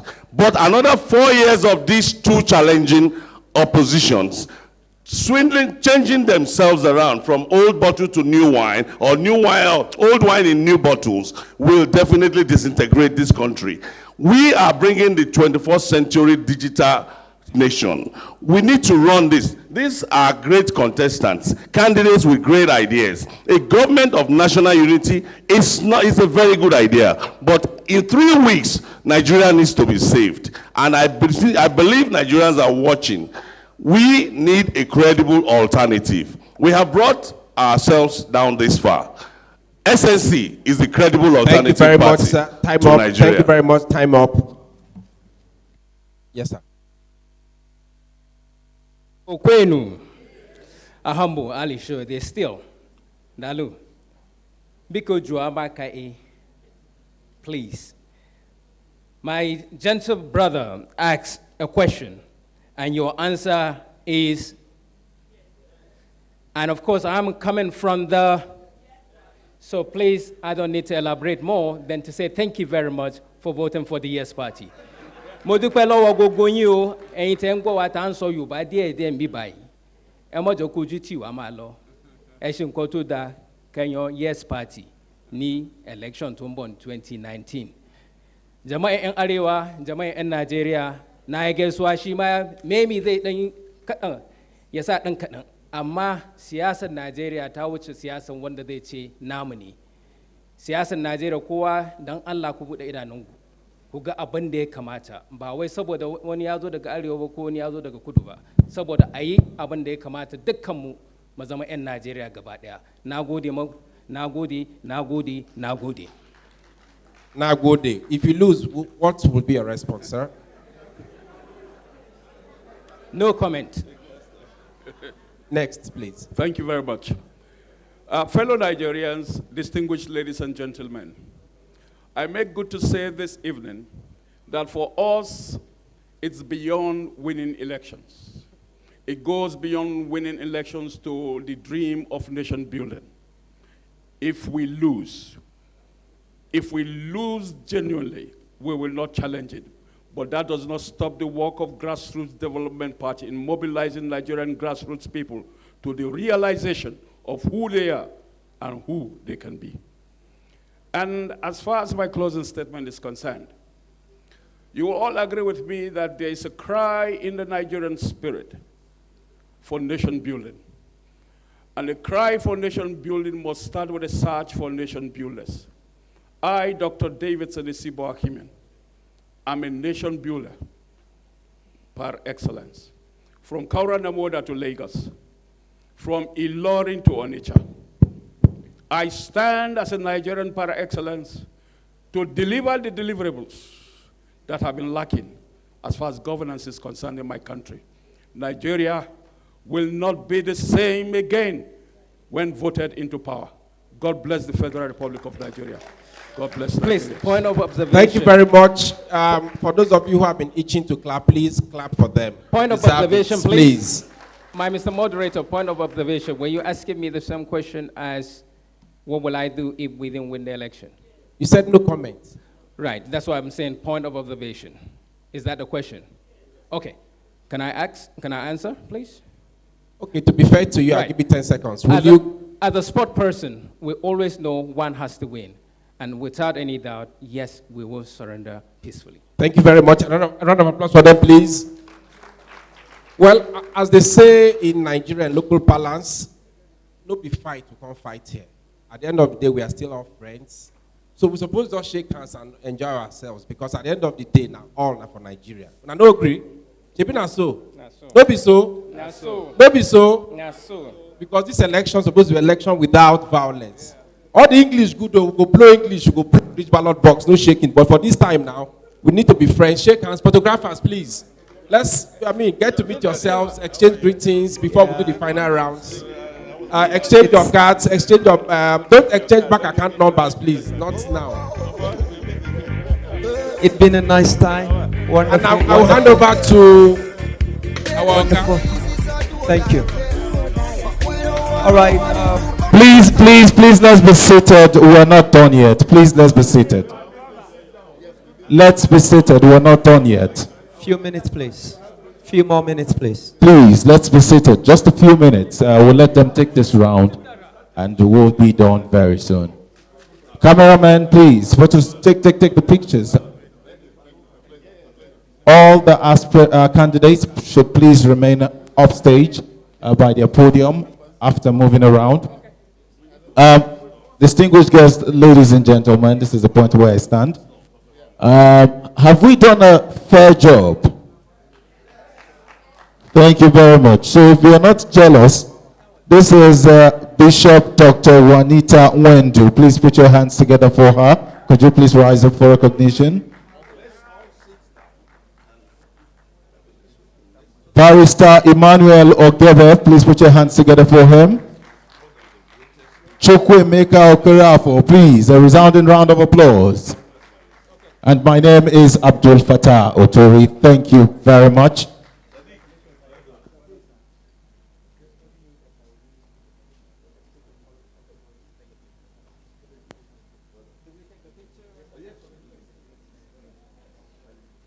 Okay, the panelists will move off stage to join the candidates for a photo shoot. I'll hand over now to the MC of the event. Thank you very much. For Harvard Maria, I would just say this has been a very righteous verdict. Please put your hands together once again for them. It's been an awesome success. Thank you so much. Somebody whispered to me that this is the best presidential debate she has experienced. Please, all the candidates, can we keep having good time up there? Can we step forward as we have a photograph? Okay. We had asked you all, please, can you come to the down floor? Please, can we come over this way? Excuse me. Hello. We need you down here, please. We prefer down here. We prefer it down here. Thank you. We invite you down here, please. Thank you very much. Thank you, distinguished personalities, distinguished fathers. Thank you. While they do so, I want to really recognize the presence of Her Royal Highness. I called her earlier. And she was yet to be with us. Her Royal Highness, Ambassador Regent Adekemi Asu of Oka, Akoro, those states. Please, my way, really appreciate your presence. Please put your hands together for Her Royal Highness in the house. Put your hands together for her. Do it like a minute, Her Royal Highness. Thank you so much for coming. Now, we want to take this photograph quickly. Can we get ourselves together? Thank you very much, sirs. All the participants, thank you very much. Thank you very much. Now, while that is going on, the national executives, please get set. You'll be taking a photograph with them after the panelists. Thank you so much. Yes, that is a good one. Now, I also lent Professor Fumilayo, representing CUPP, is in the house. Ma, we really want to appreciate your presence. Thank you so much for coming.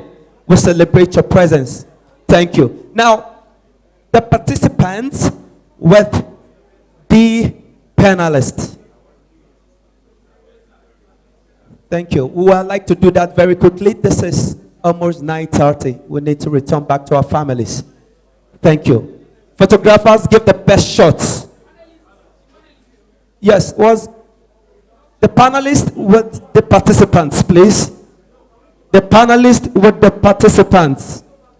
While the national executives get ready, yes, after the count of 7, that should be over. 1, 2, 3, 4, 5, 6, and 7. Thank you very much.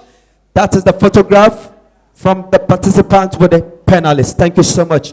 Now the executives, the national executives, of this event, please get yourself together. The NYD executives, thank you. I can see you, beautiful. I can boldly see the coordinator amongst them, but I hope you will take a special photograph soon with them. Thank you. The national woman leader, please also get ready.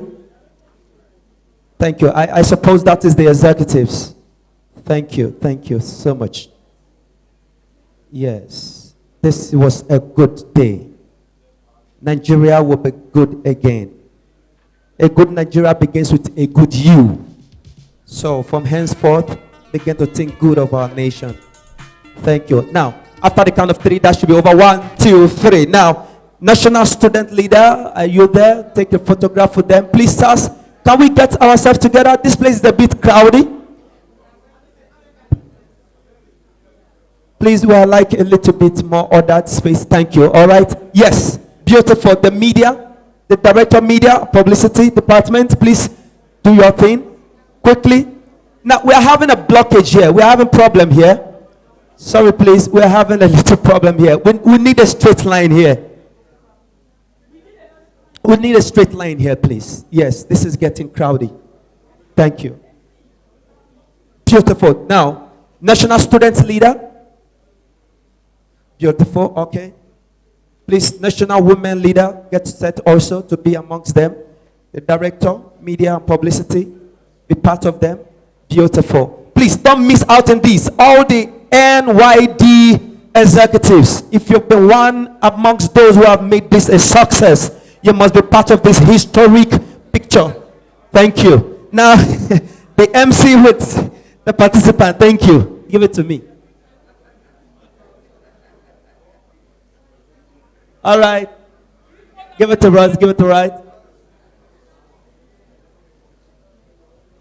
3 quarters for the whole candidate.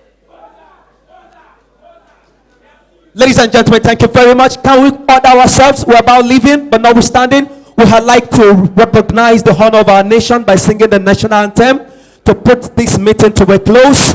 Thank you so much. Now, I want to also tell you that we announced in the beginning a program, a prayer meeting coming up. Can we get ourselves together? We want to sing the national anthem, please. DJ, can you get set for us, please? Now, while the anthem is coming up, please, a team with God, it is possible. One day prophetic prayer Nigeria, for Nigeria, coming up in Women Development Center on the 8th of February, 10 a.m. Please come, let's prophesy to Nigeria. God bless you.